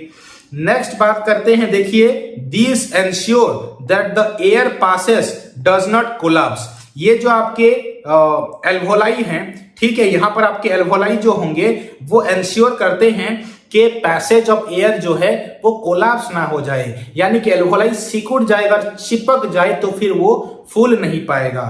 The air passes through the throat and into the lungs, rings of cartilage are present in the throat. तो थ्रोट के निचले तर में ही आपको जो है कार्टिलेज की रिंग देखने को मिल जाएगी। ये वाली जो आपकी ट्राकिया है, यहाँ पर जो इस तरह के रिंग्स देखने को मिल रहे हैं, इसी को ही हम क्या कह रहे हैं, कार्टिलेजिनियस रिंग्स कह रहे हैं। तो ये कार्टिलेजिनियस रिंग्स जो हैं वो इंश्योर करेंगे कि ये वाला जो ट्राकिया है वो कोलैप्स ना कर जाए। आगे देखिए, इनसाइड द लंग्स की बात करें, the passage divide into smaller tubes, छोटे छोटे ट्यूब्स में वो डिवाइड हो गया है। Finally terminate in the balloon like structure that is called alveoli. तो छोटे छोटे इस तरह के स्ट्रक्चर में कन्वर्ट होता है, जहां पर आपको बहुत सारे बंच ऑफ एल्वोलाई देखने को मिल रहे हैं। और छोटे छोटे स्मॉल ट्यूब्स की बात करेंगे, देखिए आगे कि आपका जो एल्वोलाई है उसकी पहले बात कर लें कि surface where the exchange of gases can take place. तो गैसेस का जो एक्सचेंज हो रहा है, CO2 आ रहा है, कार्बन डाइऑक्साइड जा रहा है, ये एल्वोलाई के जरिए से ही हो रहा है, जहां पर ब्लड वेसल्स आपके पास एक स्ट्रॉन्ग एक्सटेंसिव नेटवर्क्स बना के बैठे हुए हैं। यानी कि ये अगर आपका एल्वोलाई है, यहां पर आपके नेटवर्क्स ऑफ जो है ब्लड वेसल्स होंगे, जिनको हम कैपिलरीज कहते हैं, तो उसके जरिए से आपके ब्लड वेसल्स में ब्लड जो है वो एंटर हो जाती है। When we breathe in, we lift our ribs, flatten our diaphragm and the chest cavity becomes larger as a result। यानी कि जब हम ऑक्सीजन को इनटेक कर रहे हैं इस तरह से, तो हमारी जो डायफ्राम है, जो मसल्स है, वो फूल जाती है, यहां से नीचे से फूल जाती है, जिसकी वजह से हम ज्यादा से ज्यादा एयर को जो है हम होल्ड कर पाते हैं। Because this air is sucked into the lungs and fill the expanded alveoli. और इसी की वजह से एल्वोलाई जो है वो हमारे बॉडी में आके बॉडी में ऑक्सीजन को स्टोर कर पाती है, जब डायफ्राम आपका फूल जाता है। यहां पे देख पा रहे हैं डायफ्राम किस तरह से फूला हुआ है जब भी इनहेल करी गई है एयर को। तो एक्सहेल जब करा जाएगा, जब छोड़ा जाएगा, तो आपका डायफ्राम फिर जो है नॉर्मल पोजीशन में आ जाता है। The blood brings carbon dioxide from the rest of the body into the lungs और oxygen into the alveolar air taken up by blood in the alveolar blood vessels to transport all the cells in the body. यानी कि intake of oxygen होने के बाद सारा का सारा oxygen जो है बॉडी के हर एक सेल तक जो है वो पहुंच जाता है, और वहीं से कार्बन डाइऑक्साइड का जो है वो इनटेक होता है और वापस से उसको भेज दिया जाता है एल्वोलाई तक, और एल्वोलाई से फिर ट्राकिया होते हुए, नॉस्ट्रिल्स होते हुए हीट एयर, गर्म एयर जो है हमारे नोज से निकल आती है because of the mucus present in the nose. आगे बात करेंगे, ड्यूरिंग ब्रीदिंग के टाइम में lungs always keep residual volume, और इसको हम बोलते हैं RV air so sufficient time for the exchange of gas. देखिए रेसिडुअल वॉल्यूम क्या है, जहां पर एक कुछ अमाउंट ऑफ एयर जो है वो रह जाती है आपके लंग्स में, उसको हम बोलते हैं क्या, RV और रेसिडुअल वॉल्यूम। और इसी की वजह से ही थोड़ा सा टाइम मिल जाता है एक्सचेंज ऑफ गैसेस होने के लिए, CO2 को इनटेक और O2 को आउटटेक करने के लिए, या फिर वाइस वर्सा। नाउ आगे बात करेंगे, इन लार्ज एनिमल्स की बात करें, diffusion alone not sufficient to transport the gases. तो डिफ्यूजन प्रोसेस से इतना ज्यादा ऑक्सीजन जो है वो इनटेक नहीं कर पाते हैं, जिसकी वजह से रेस्पिरेटरी पिगमेंट जो है प्रेजेंट होती है ब्लड में, जिसका नाम है हीमोग्लोबिन। और हीमोग्लोबिन क्या करता है, ट्रांसपोर्ट करता है O2 को और CO2 को। सबसे ज्यादा वो बाइंड होता है कार्बन ऑक्सीजन के साथ, ज्यादा बाइंड हो सकता है, उसके बाद जो है कार्बन डाइऑक्साइड के साथ ज्यादा बाइंड होता है। लेकिन और भी एक बात कर लें अगर कार्बन मोनोऑक्साइड की, तो इसके साथ मैक्सिमम ये बाइंड करने की कैपेसिटी रखता है। बात हो रही है ऑक्सीजन और ब्लड की, तो हीमोग्लोबिन जो है बाइंड कराने देता है ऑक्सीजन को ब्लड के साथ। Now CO2 transported mainly by in dissolved form in plasma. तो कार्बन डाइऑक्साइड जो है most of the around 70% of carbon dioxide जो है वो डिसॉल्व स्टेट में जो है आपका ट्रांसपोर्ट होता है आपके ब्लड के प्लाज्मा में। ठीक है, ब्लड प्लाज्मा क्या है?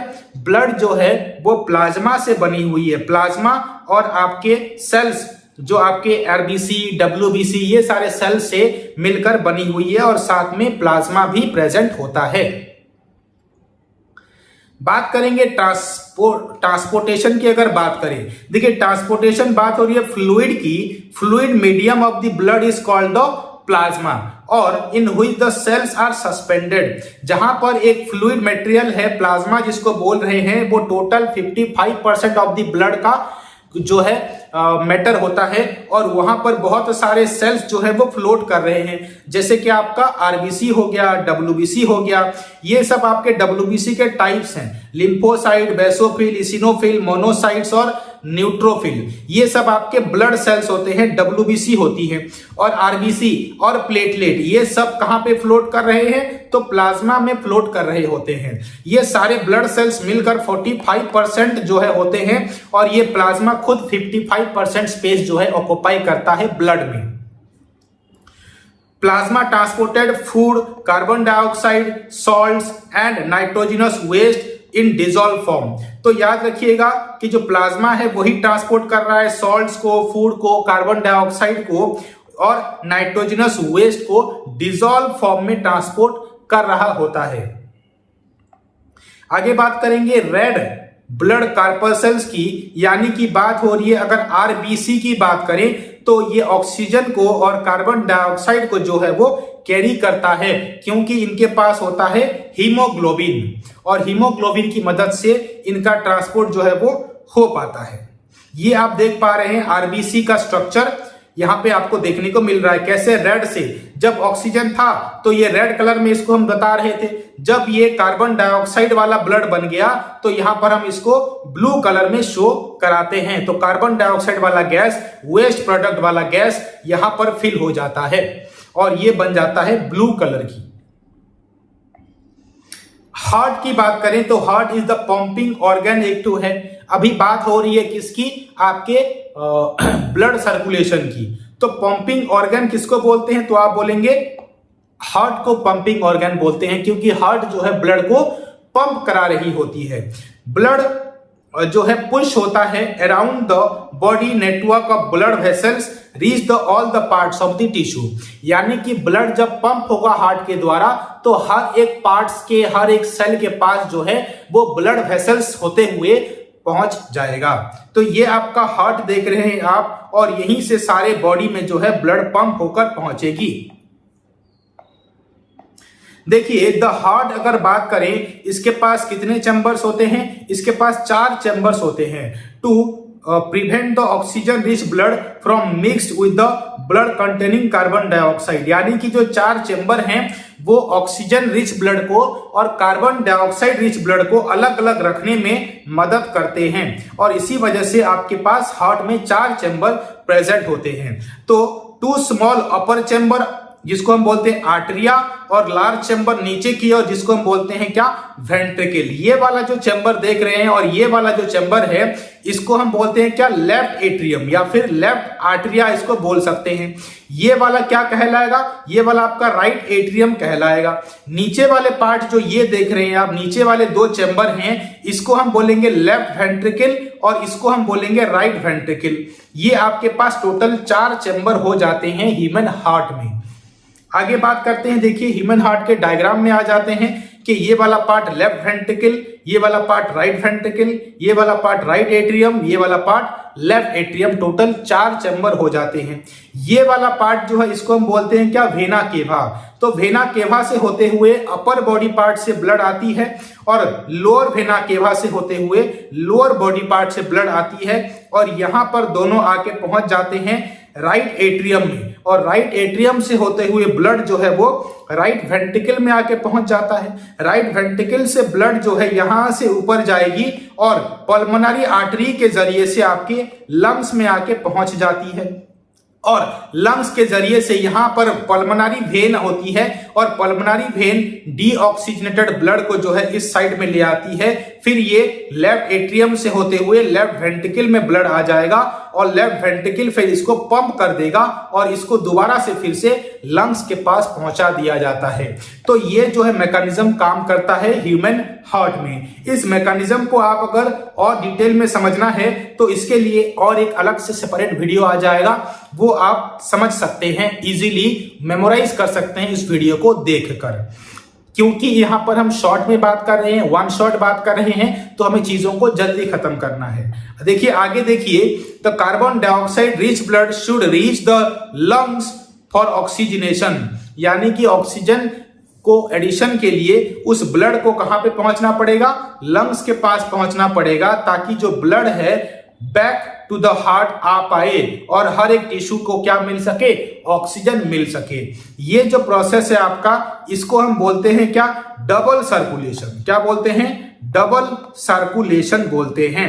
देखिए डबल सर्कुलेशन प्रोसेस है क्या, डबल सर्कुलेशन हम किसको बोल रहे हैं, जहां पर पैसेज ऑफ सम ब्लड हो रही है ट्वाइस, 2 बार ब्लड की जो है सर्कुलेशन हो रही है heart in order to complete one cycle को कंप्लीट करने के लिए। एक जो डबल सर्कुलेशन है, पहला इसको बोलते हैं क्या, पल्मोनरी सर्कुलेशन। पहला समझते हैं, एक बार जब सर्कुलेशन हो रही है इसको हम बोल रहे हैं क्या, पल्मोनरी सर्कुलेशन। देखिए पल्मोनरी सर्कुलेशन में क्या है कि जो ब्लड है pumped by the right ventricle के द्वारा, ये नीचे वाला जो पार्ट है ये आपका राइट वेंट्रिकल जो है वो ब्लड को पंप कर रहा है। और कैसा ब्लड कर रहा है, तो याद रखिएगा डीऑक्सीजनेटेड ब्लड को पंप कर रहा है and transported through pulmonary artery to the lungs, यानी कि पल्मोनरी आर्टरी के जरिए से, ये वाली जो आर्टरी है पल्मोनरी आर्टरी, तो इसके जरिए से ये लंग्स तक जो है ब्लड को पहुंचा दे रहा है। और इसी को हम क्या बोलते हैं, पल्मोनरी सर्कुलेशन बोलते हैं। CO2 is exchange with O2 and returns back to the heart through the pulmonary vein. तो लंग्स में क्या होगा, लंग्स में अभी जो ब्लड गई है O2 वाली ब्लड, वो एक्सचेंज हो जाएगी CO2 वाली ब्लड में। एक हमने ऑक्सीजन को छोड़ दिया, ठीक है, CO2 को छोड़ दिया, ऑक्सीजन को जब इनटेक करा तो वहां पे जो CO2 वाली ब्लड होगी वो आपकी रिटर्न हो जाएगी पल्मोनरी वेन होते हुए आपके लेफ्ट वाले एट्रियम में और फिर आ जाएगी आपके इस वाले पार्ट में जिसको हम बोलते हैं लेफ्ट वेंट्रिकल। नेक्स्ट आपका पल्मोनरी सर्कुलेशन होने के बाद देखते हैं कि सिस्टमिक सर्कुलेशन। 2 टाइप्स के सर्कुलेशन है, एक पल्मोनरी हो गया, दूसरा आपका हो जाता है सिस्टमिक सर्कुलेशन। सिस्टमिक सर्कुलेशन किसको बोल रहे हैं, देखिए जब भी ऑक्सीजनेटेड ब्लड जो है वो लेफ्ट वेंट्रिकल से होते हुए जब ट्रांसपोर्ट होती है एओर्टा होते हुए आपके लंग्स तक, तो उसको हम बोलते हैं क्या, सिस्टमिक सर्कुलेशन। यहां पे आपके पास जो आपका वेंट्रिकल है लेफ्ट वेंट्रिकल, यहां से लेफ्ट वेंट्रिकल ये नीचे वाला, तो यहां से ब्लड जब जो है लंग्स में जा रही है थ्रू द वेना केवा, इसको हम बोलते हैं क्या, सिस्टमिक सर्कुलेशन। यहां पे देख पा रहे हैं आपके पास लंग्स है और पल्मोनरी वेन इस साइड में होती है जहां पर ऑक्सीजनेटेड ब्लड के साथ वो डील करता है। यहां पे पल्मोनरी आर्टरी है जो कि डीऑक्सीजनेटेड ब्लड के साथ वो डील करती है। ये आपके पास राइट चैम्बर है जिसको हम राइट एट्रियम बोल रहे हैं, इसको हम लेफ्ट एट्रियम। ये है आपका राइट वेंट्रिकल, ये है आपका लेफ्ट वेंट्रिकल। लेफ्ट वेंट्रिकल से निकला है क्या, मेन आर्टरी जिसको हम एओर्टा बोलते हैं, और एओर्टा ऑक्सीजनेटेड ब्लड के साथ डील करता है। मेन वेन जो है आपका निकला है राइट एट्रियम से, जो कि आपका डीऑक्सीजनेटेड ब्लड के साथ डील करता है। हर एक बॉडी ऑर्गन तक जो है ब्लड आके पहुंचती है इस तरह से। तो ये आपको अच्छे से याद रखना है ये चीज को कि किस तरह से ये चीजें जो हैं वो हो रही हैं।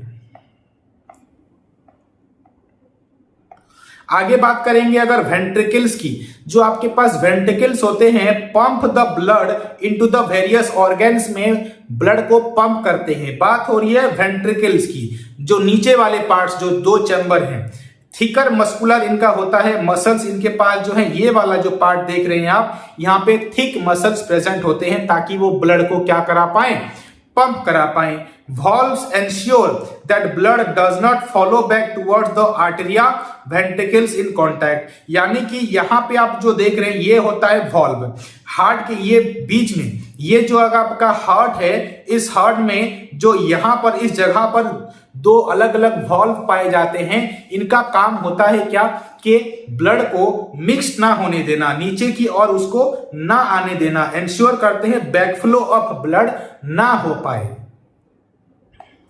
ना उस सर्कुलेटरी पाथवे की बात कर ले। देखिए सर्कुलेटरी पाथवे है क्या, यहां पर क्लोज सर्कुलेशन की अगर बात करें, blood passes through close network of pipes, जिसको हम बोलते हैं क्या, क्लोज सर्कुलेशन।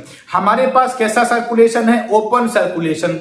जैसे कि इंसेक्ट्स, मोलस्क और लार्ज वेसल जिनके पास होते हैं, साइनसेस होते हैं, उनके पास ओपन सर्कुलेशन होता है। यानी कि बॉडी में कोई ब्लड वेसल्स आपके पास है ही नहीं, डायरेक्ट बॉडी में हर एक पार्ट्स में अगर ब्लड फ्लो कर रही है उसको हम बोलते हैं क्या, ओपन सर्कुलेशन।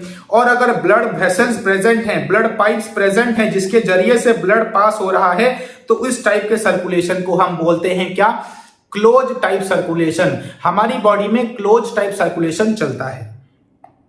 आगे बात करेंगे टू चैम्बर्स, वन एट्रियम और वन वेंट्रिकल और सिंगल सर्कुलेशन कहां पर होती है, तो आप बोलेंगे फिशेस के पास जो है वो सिंगल सर्कुलेशन चलता है, यानी कि ब्लड एक ही बार जो है रोटेट होती है बॉडी में।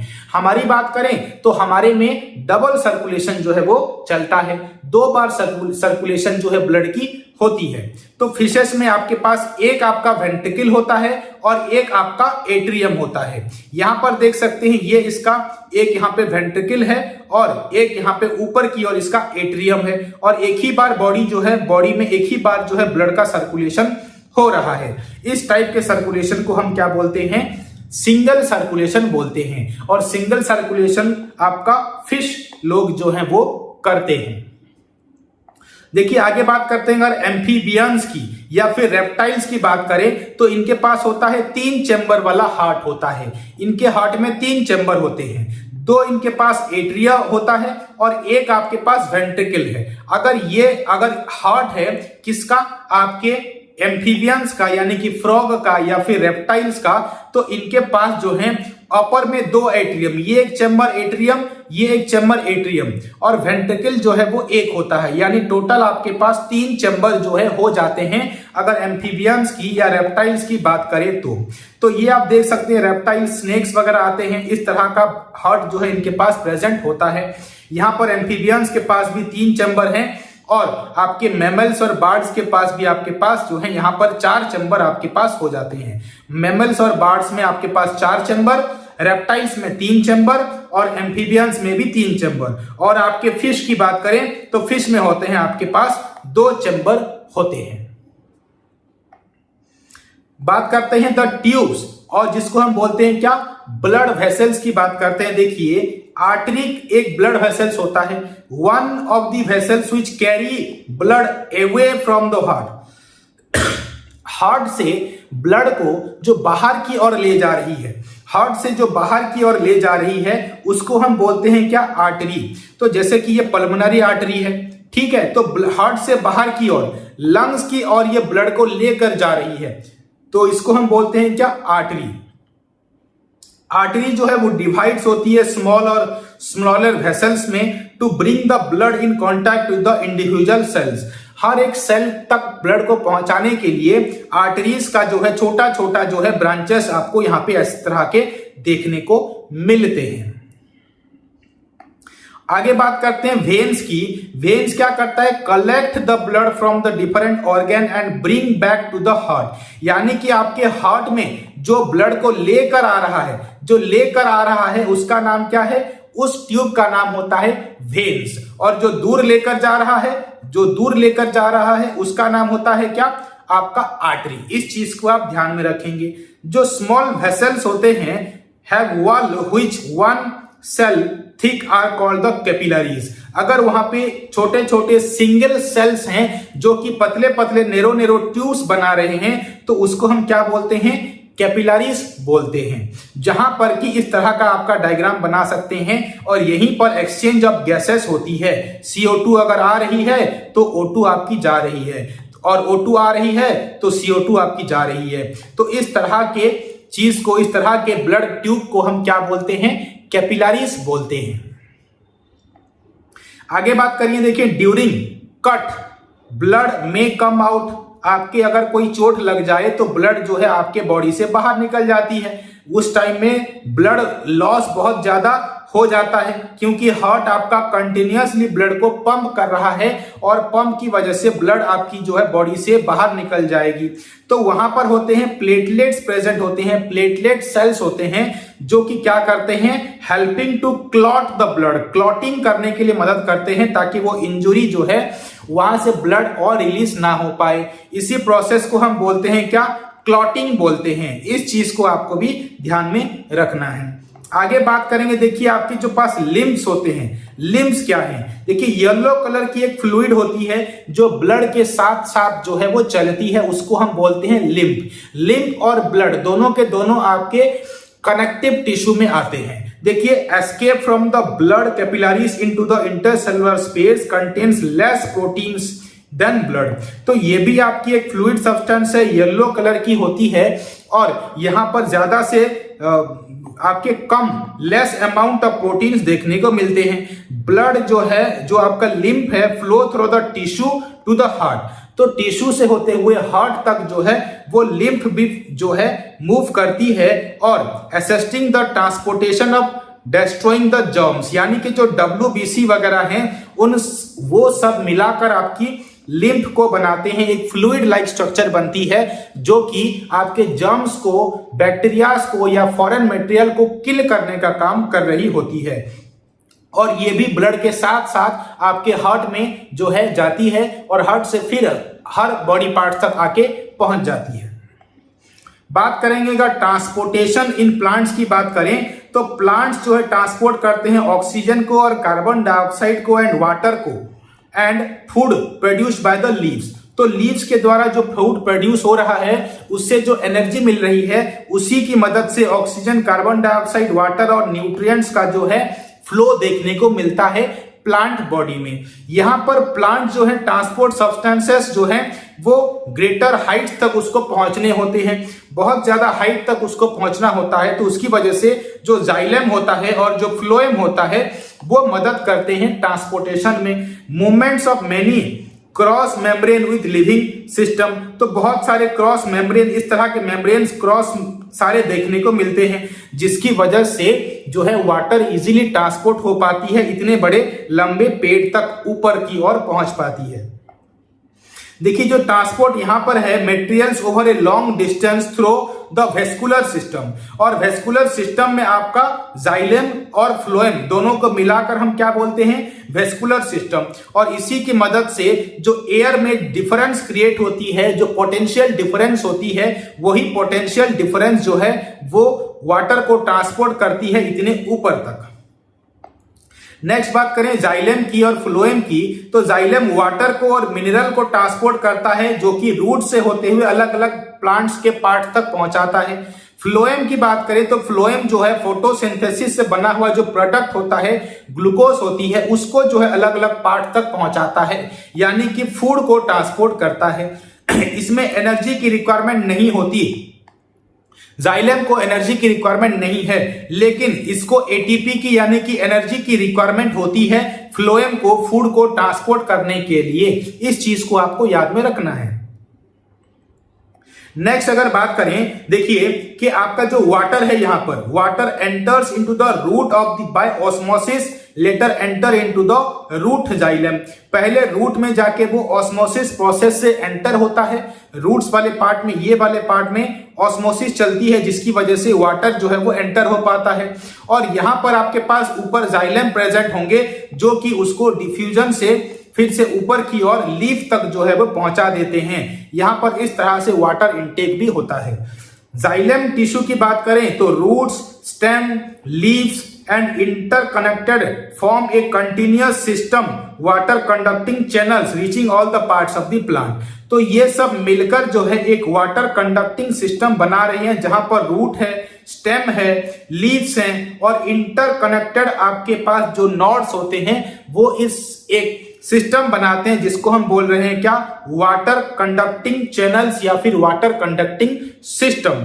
Transportation in acts sucking force to absorb water. एक सकिंग फोर्स जो है वो काम करती है ताकि सक करके पानी को वो ऊपर की ओर पहुंचा पाए, जिसको जाइलम ने इनटेक कर रखा है फ्रॉम द रूट।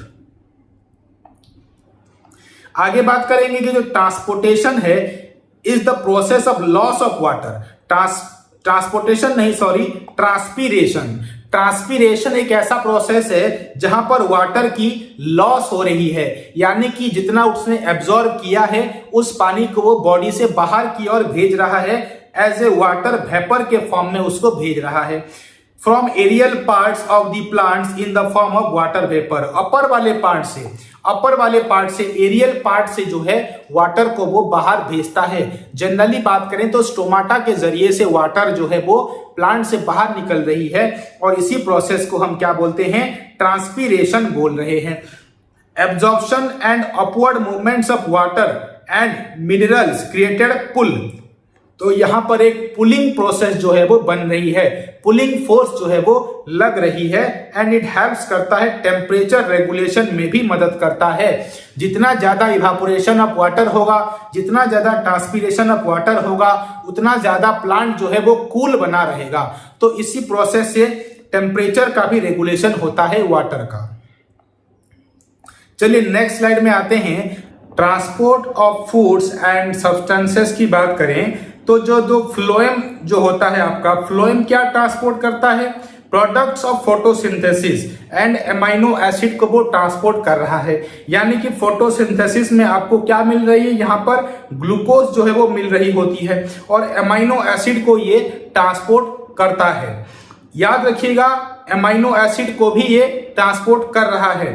कौन बात हो रही है, फ्लोएम की। Now it delivered to the storage organ of roots, fruits and seeds and to growing organs। यानी कि इन सबको ये किसके पास डिलीवर कर रहा है, जिसको कि ग्रो करना हो, फ्रूट्स हो, सीड हो, इन सब के पास वो इस सारे चीजों को, एमाइनो एसिड को और प्रोडक्ट ऑफ फोटोसिंथेसिस को जो है वो ट्रांसपोर्ट कर रहा है। और ये लोग क्या करते हैं, इसको स्टोर करके रखते हैं ताकि उनकी ग्रोथ में उसका इस्तेमाल कर सके। आगे बात करते हैं जो आपका सुक्रोज होता है। सुक्रोज भी आपका एक ऐसा शुगर है, ग्लूकोज जैसे है, माल्टोस है, इसी तरह सुक्रोज भी आपका एक जो है शुगर होती है। इट ट्रांसपोर्टेड और transferred into phloem tissue using energy from ATP. तो एटीपी का इस्तेमाल करके, एनर्जी का इस्तेमाल करके जो है सुक्रोज का भी ट्रांसपोर्ट किया जाता है फ्रॉम द फ्लोएम के जरिए से। This increase the osmotic pressure of the tissue causing water to move into it. तो जब सुक्रोज का ट्रांसपोर्ट हो रहा है तो ऑस्मोटिक प्रेशर वहां पर इंक्रीज हो जाती है, और इसी की वजह से ही जो वाटर है उनका मूवमेंट हो पाता है inside the body of the plant. Now this pressure moves the material into the phloem to tissue which have less pressure. यानी कि जहां पर पोटेंशियल डिफरेंस क्रिएट हुई हाई प्रेशर से लो प्रेशर की ओर जो है आपका मूवमेंट ऑफ मटेरियल यहां पर हो जाएगा। तो फ्लोएम में high pressure to low pressure की ओर जो है मूवमेंट हो रही है, किसकी, प्रोडक्ट ऑफ फोटोसिंथेसिस की एंड एमाइनो एसिड की। इस चीज को आप ध्यान में रखेंगे। आगे बात करते हैं कि एक्सक्रीशन क्या है। देखिए यहां पर हम ह्यूमन के एक्सक्रीशन की बात करने वाले हैं, लेकिन जान लेते हैं पहले कि एक्सक्रीशन होता क्या है। देखिए biological process involves in the removal of harmful metabolic waste. यानी कि लाइफ प्रोसेस में एक्सक्रीशन का एक इंपॉर्टेंट रोल है, क्योंकि बॉडी से जो हार्मफुल सब्सटेंसेस बन रहे हैं उनको हमें बॉडी से बाहर की ओर भी रिलीज करना होता है। From the body is called the excretion, और इसी प्रोसेस को हम क्या बोलते हैं, एक्सक्रीशन बोलते हैं। हमारी बॉडी में एक्सक्रीशन के लिए आपके पास किडनी प्रेजेंट होता है, एक्सक्रीटरी ऑर्गन प्रेजेंट होता है। किडनी किससे बना हुआ है, ये सब चीजें हम डिस्कस करने वाले हैं। ब्लैडर होती है और यहाँ पर यूरिथ्रा होती है, जहां से जो है यूरिन जो है वो बॉडी से बाहर निकल जाता है। और जो किडनी को और आपके ब्लैडर को कनेक्ट कर रही है उस पाइप को हम बोलते हैं क्या, यूरेटर बोलते हैं। इस चीज को भी आपको याद रखना है। यहाँ पर अलग अलग एनिमल्स हैं और अलग अलग एनिमल्स का एक्सक्रीशन अलग अलग प्रोसेस के जरिए से होता है। अगर हम ऑर्गेनिजम्स की बात करें, अलग अलग ऑर्गेनिजम्स की, जैसे कि प्लेटीहेल्मिन्थस करके ऑर्गेनिज्म है जिसको हम शॉर्ट में प्लानेरिया भी बोलते हैं, तो वो किसके जरिए से करता है, उसके पास होते हैं फ्लेम सेल्स। फ्लेम सेल्स करके स्पेशलाइज्ड सेल्स हैं उनके पास, जिसके जरिए से वो लोग ऑर्गन, ये उनका एक स्पेशलाइज्ड ऑर्गन मान सकते हैं, जिसके जरिए से वो क्या करते हैं, एक्सक्रीशन करते हैं। अगर हम एनीलिडा की, जिसमें अर्थवर्म की बात करें, तो उनके पास नेफ्रीडिया होता है और नेफ्रीडिया की वजह से वो एक्सक्रीशन कर पाते हैं। इंसेक्ट्स की बात करें तो उनके पास मालपिघियन ट्यूब्स होते हैं, पतले पतले नैरो नैरो ट्यूब्स, इनकी मदद से वो एक्सक्रीशन कर पाते हैं। प्रॉन की बात करें, प्रॉन यानी कि चिंगड़ी हम जिसको बोलते हैं, वो उनके पास होते हैं क्या, कुछ स्पेशलाइज्ड ग्लैंड होते हैं जिनको हम ग्रीन ग्लैंड्स भी बोलते हैं, उनके जरिए से वो एक्सक्रीशन कर रहे होते हैं। अगर हम वर्टिब्रेट्स की बात करें, वर्टिब्रेट्स हम किसको बोलते हैं, ऐसे एनिमल जिनके पास स्पाइनल कॉर्ड जो है वो प्रेजेंट होता है। स्पाइनल कॉर्ड जिसके पास प्रेजेंट है उनको हम वर्टिब्रेट्स में डालते हैं। वो लोग किडनी के जरिए से रेस्पिरेशन करते हैं। तो क्या हमारे पास स्पाइनल कॉर्ड प्रेजेंट होता है? बिल्कुल होता है। तो हम किसके जरिए से रेस्पिरेशन करेंगे? तो आप बोलेंगे सर हम किडनी के जरिए से रेस्पिरेशन जो है वो करते हैं। जैसे कि नेक्स्ट में आते हैं स्लाइड में, देखिए यहां पर एक्सक्रीशन इन ह्यूमन बींग्स की बात हो रही है। ह्यूमन बींग्स में किस तरह से रेस्पिरेशन होता है? Consist of pair of kidneys. Human के पास क्या होती है? पेयर ऑफ किडनी, यानी कि 2 किडनी होती हैं हमारे पास।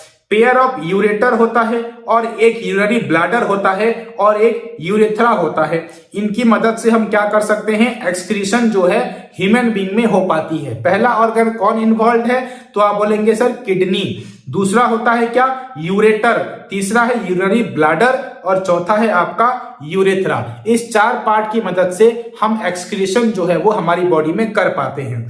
आपको अगर डायग्रामेटिकली देखना है तो ये देख सकते हैं, ये वाला पार्ट क्या कहलाता है? यूरेथ्रा कहलाता है। ये वाला पार्ट आपका यूरिनरी ब्लैडर कहलाता है और यहाँ पे आपके पास जो है किडनी प्रेजेंट है। ये आपके पास लेफ्ट किडनी और ये आपके पास आपका राइट किडनी जो है वो प्रेजेंट है। ये वाला राइट किडनी है और यहां पर आपके पास यूटिरस जो है वो प्रेजेंट होती है।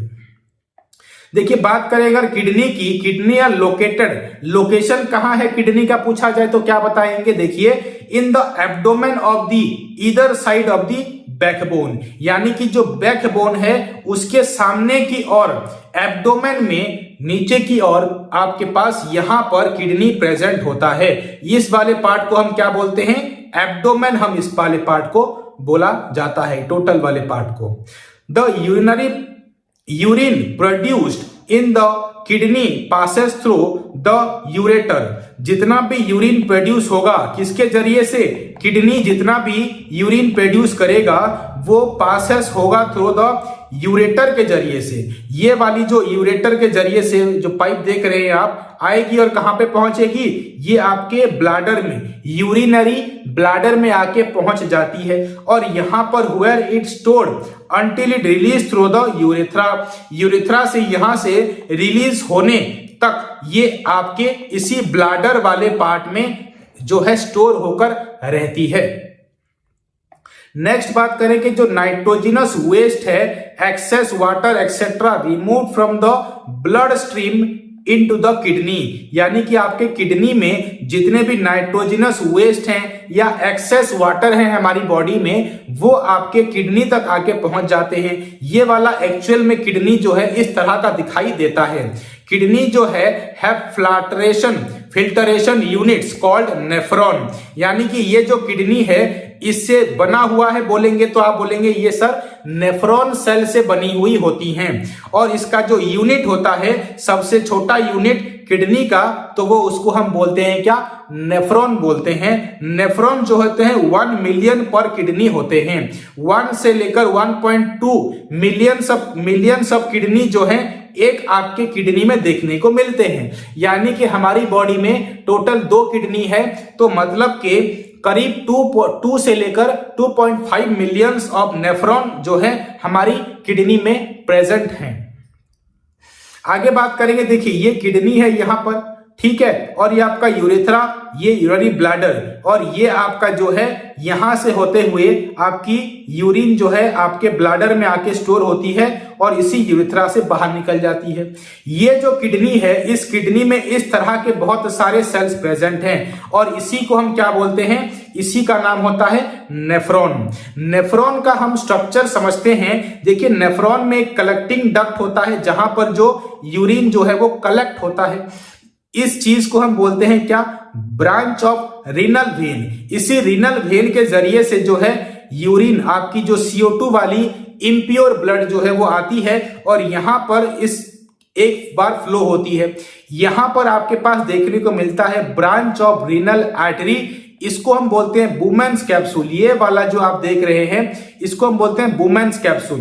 तो जब भी ब्लड आती है इस बुमेन्स कैप्सूल में टकरा के ऐसे वापस फिर चली जाती है और उसके नीचे प्रेजेंट होता है ग्लोमेरुलस। ग्लोमेरुलस जो है वहां पर फिल्टरेशन जो है वो होती है और ये आपके ट्यूबुलर पार्ट में जिसको हम बोलते हैं PCT और आपका DCT, इन दोनों में जो है ब्लड एक एक बार फ्लो करती है और कलेक्टिंग डक्ट में जाके चली जाती है। इसी चीज को अच्छे से समझने के लिए यहां पर देख सकते हैं कि जो नेफ्रॉन है इनके पास थिन वॉल्ड कैपिलरीज होते हैं जिसको हम क्या बोलते हैं, ग्लोमेरुलस। ये वाला जो आप डायग्राम देख रहे हैं ये ग्लोमेरुलस का डायग्राम है, which associated with the cup like structure, और एक प्रेजेंट होता है इसके अंदर जो कप, इसके जो बाहर के साइड में जो कप लाइक स्ट्रक्चर है इसको हम बोलते हैं क्या, बुमेन्स कैप्सूल। ये बाहर की ओर जो प्रेजेंट है वो बुमेन्स कैप्सूल है और अंदर की ओर ये जो प्रेजेंट है इसको हम क्या बोलते हैं, आपका ग्लोमेरुलस बोलते हैं। And the long tube which terminates through the capsules, और यहां से कैप्सूल से और लॉन्ग लॉन्ग ट्यूब जो है वो निकले हुए हैं। इसको जूम इन यहां से किया गया है, तो इस चीज से आप पता लगा सकते हैं। देखिए अगर बात करें रीनल आर्टरी की, बात करते हैं पहले। रीनल आर्टरी कहां पर है, ये वाला जो पार्ट है ये होता है क्या, रीनल आर्टरी। तो रीनल आर्टरी क्या करता है, ऑक्सीजनेटेड ब्लड को लेकर आता है and to the kidney and along with the nitrogenous waste के साथ साथ जो ऑक्सीजनेटेड ब्लड को लेकर आती है। कौन आता है, तो आप बोलेंगे रीनल आर्टरी। कहां पर लेकर आती है, आपके नेफ्रॉन के पास लेकर आती है। लाइक यूरिया और यूरिक एसिड ये आपके नाइट्रोजनस सब्सटेंस हो जाते हैं और इसी नाइट्रोजनस सब्सटेंस को जो है आपके रीनल आर्टरी लेकर आ रहा है और किडनी तक लेकर, किडनी के जो सेल्स हैं जिनका नाम क्या होता है, नेफ्रॉन होता है, उनके पास आके पहुंचा रहा है। यहां पर the blood gets filtered through the glomerulus. तो ग्लोमेरुलस के जरिए से आपका ब्लड जो है यहां पर फिल्टर हो रहा है। This filtration ends the tubular part of the nephron, और यही आपका ट्यूबुलर पार्ट ऑफ नेफ्रॉन कहा जाता है जहां पर आपकी फिल्टरेशन एक्चुअल में हो रही है। देखिए इस डायग्राम में आप जान पाएंगे कि ये वाला जो पार्ट है जहां पर वाटर, यूरिया इस जगह पे जो है बाहर की ओर निकल रही होती है। At this filter moves down to tubular part glucose, amino acid, salts and excess water and selectively reabsorbed by the blood vessels through the tubules. यानी कि जो जितनी सारी चीजें हमारी बॉडी के लिए एसेंशियल हैं उनमें से उसको दोबारा से फिल्टर करके रीएब्सॉर्ब करने का काम जो है tubular part of the nephron कर रहा है। इस चीज को आप ध्यान में रखेंगे, जैसे कि ग्लूकोज हो गया, आपका प्रोटीन हो गया, विटामिन हो गए, आपका यूरिया और यूरिक एसिड, जो भी रिक्वायरमेंट बॉडी की है वो PCT और DCT जो है उसको फिल्टर करने का काम करते हैं। The amount of water reabsorbed depends on how much excess water there in the body and how much of dissolved waste are there to be excreted। यानी कि जो रीएब्जॉर्प्शन चलेगी वाटर की वो डिपेंड करेगा कि हमारी बॉडी में कितने पानी ऑलरेडी प्रेजेंट है।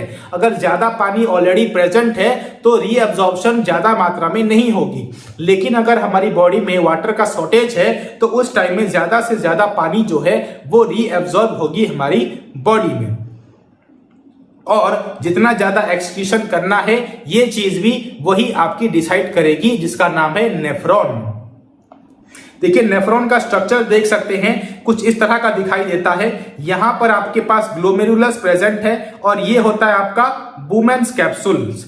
यहां पर ये वाला पार्ट, यहां पे वाटर रिलीज हो रहा है, यहाँ पर यूरिया, यहाँ पर आपके सॉल्ट्स, यहाँ पर भी यूरिया, यहाँ पर आपका सोडियम, आपका हाइड्रोजन, पोटेशियम और NH4 सॉल्ट्स, यहाँ पर ये सब चीजें जो हैं वो रीएब्जॉर्ब जो है होती है, इसी वजह से ये इससे बाहर चली आती हैं। तो इस चीज को आपको ध्यान में रखना है, लेकिन इसके अकॉर्डिंग आपके क्वेश्चंस नहीं बनेंगे। बस आपको ये याद रखना है कि जो आपके मिनरल्स हैं, सॉल्ट्स हैं और वाटर हैं वो रीएब्जॉर्ब हो जाते हैं through the PCT and DCT।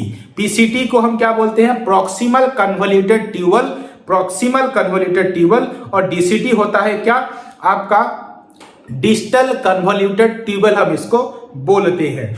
ये आप देख पा रहे हैं किडनी है और ये किडनी का आपका सेक्शन है जहां पर हम उसको बीच से डिवाइड किया हुआ है।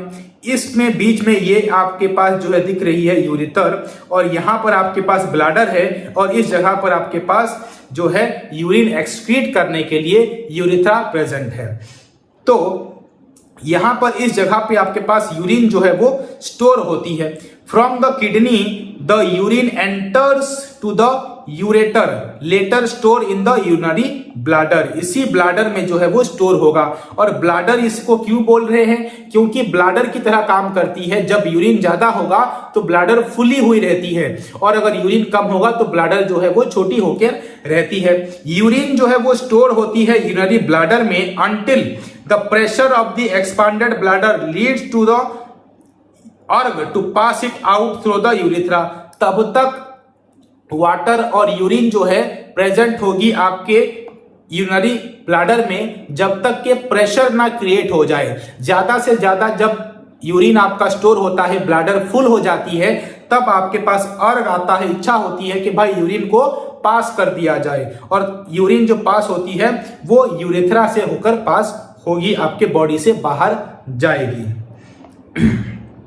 अगर एक्सक्रीशन इन प्लांट्स की बात करें, देखिए प्लांट्स में आपके पास ऑक्सीजन, कार्बन डाइऑक्साइड, वाटर, ये सब एक्सक्रीट हो रहे हैं। जैसे हमारी बॉडी से नाइट्रोजनस वेस्ट है, वाटर है, जिसको हम मिलाकर क्या बोल रहे हैं? यूरिन बोल रहे हैं। उसी तरह प्लांट में ऑक्सीजन, कार्बन डाइऑक्साइड और वाटर जो है वो एक्सक्रीट होता है। किसके जरिए से? तो आप बोलेंगे ये स्टोमाटा से और लेंटिकल से जो है वो रिलीज करता है। यहां पर आप देख पा रहे हैं ये स्टोमाटा है। यहां पर देखिए मेटाबॉलिक वेस्ट स्टोर होता है इन ओल्डर सेल्स। जो जितने भी बॉडी के मेटाबॉलिक वेस्ट सेल होंगे, यानी कि जो वेस्ट प्रोडक्ट होगा वो कहां पे स्टोर होगा? Older cells. जो बड़े बड़े सेल्स होंगे, बूढ़े सेल होंगे, उनके पास जाके स्टोर होता है, और ये मैकेनिकल सपोर्ट प्रोवाइड करता है प्लांट को। इस चीज को भी आप ध्यान में रखेंगे। आगे देखिए, stored in older leaves and falls of some plants pump through the root, यानी कि कुछ इस तरह की चीजें जब स्टोर हो जाती हैं लीव्स में, ओल्डर लीव्स में, तो वो क्या हो जाता है? लीव्स जो है वो नीचे झड़ जाता है और प्लांट से वेस्ट प्रोडक्ट इस तरह से भी बाहर निकल सकते हैं। जब भी रूट क्या करेगी? पंप करेगी प्रेशर को, तो उस टाइम में वो जो लीव्स में जो स्टोर हुआ होगा एक्सक्रीशन वाला प्रोडक्ट, वो प्रोडक्ट लीव्स से होते हुए लीव्स नीचे गिर जाएगा, तो बाहर चली जाएगी प्लांट बॉडी से। तो इस तरह का फिनोमिना जो है वो भी देखने को मिलता है। आई होप ये सब चीजें आपको समझ में आ गई होंगी और आपको बहुत सारी चीजें जो है एक्स्ट्रा जानने को मिली होंगी, एंड ये एग्जाम के लिए आपके लिए बहुत ही ज्यादा हेल्पफुल रहेंगी। मिलते हैं अगले लेक्चर में, तब तक के लिए धन्यवाद।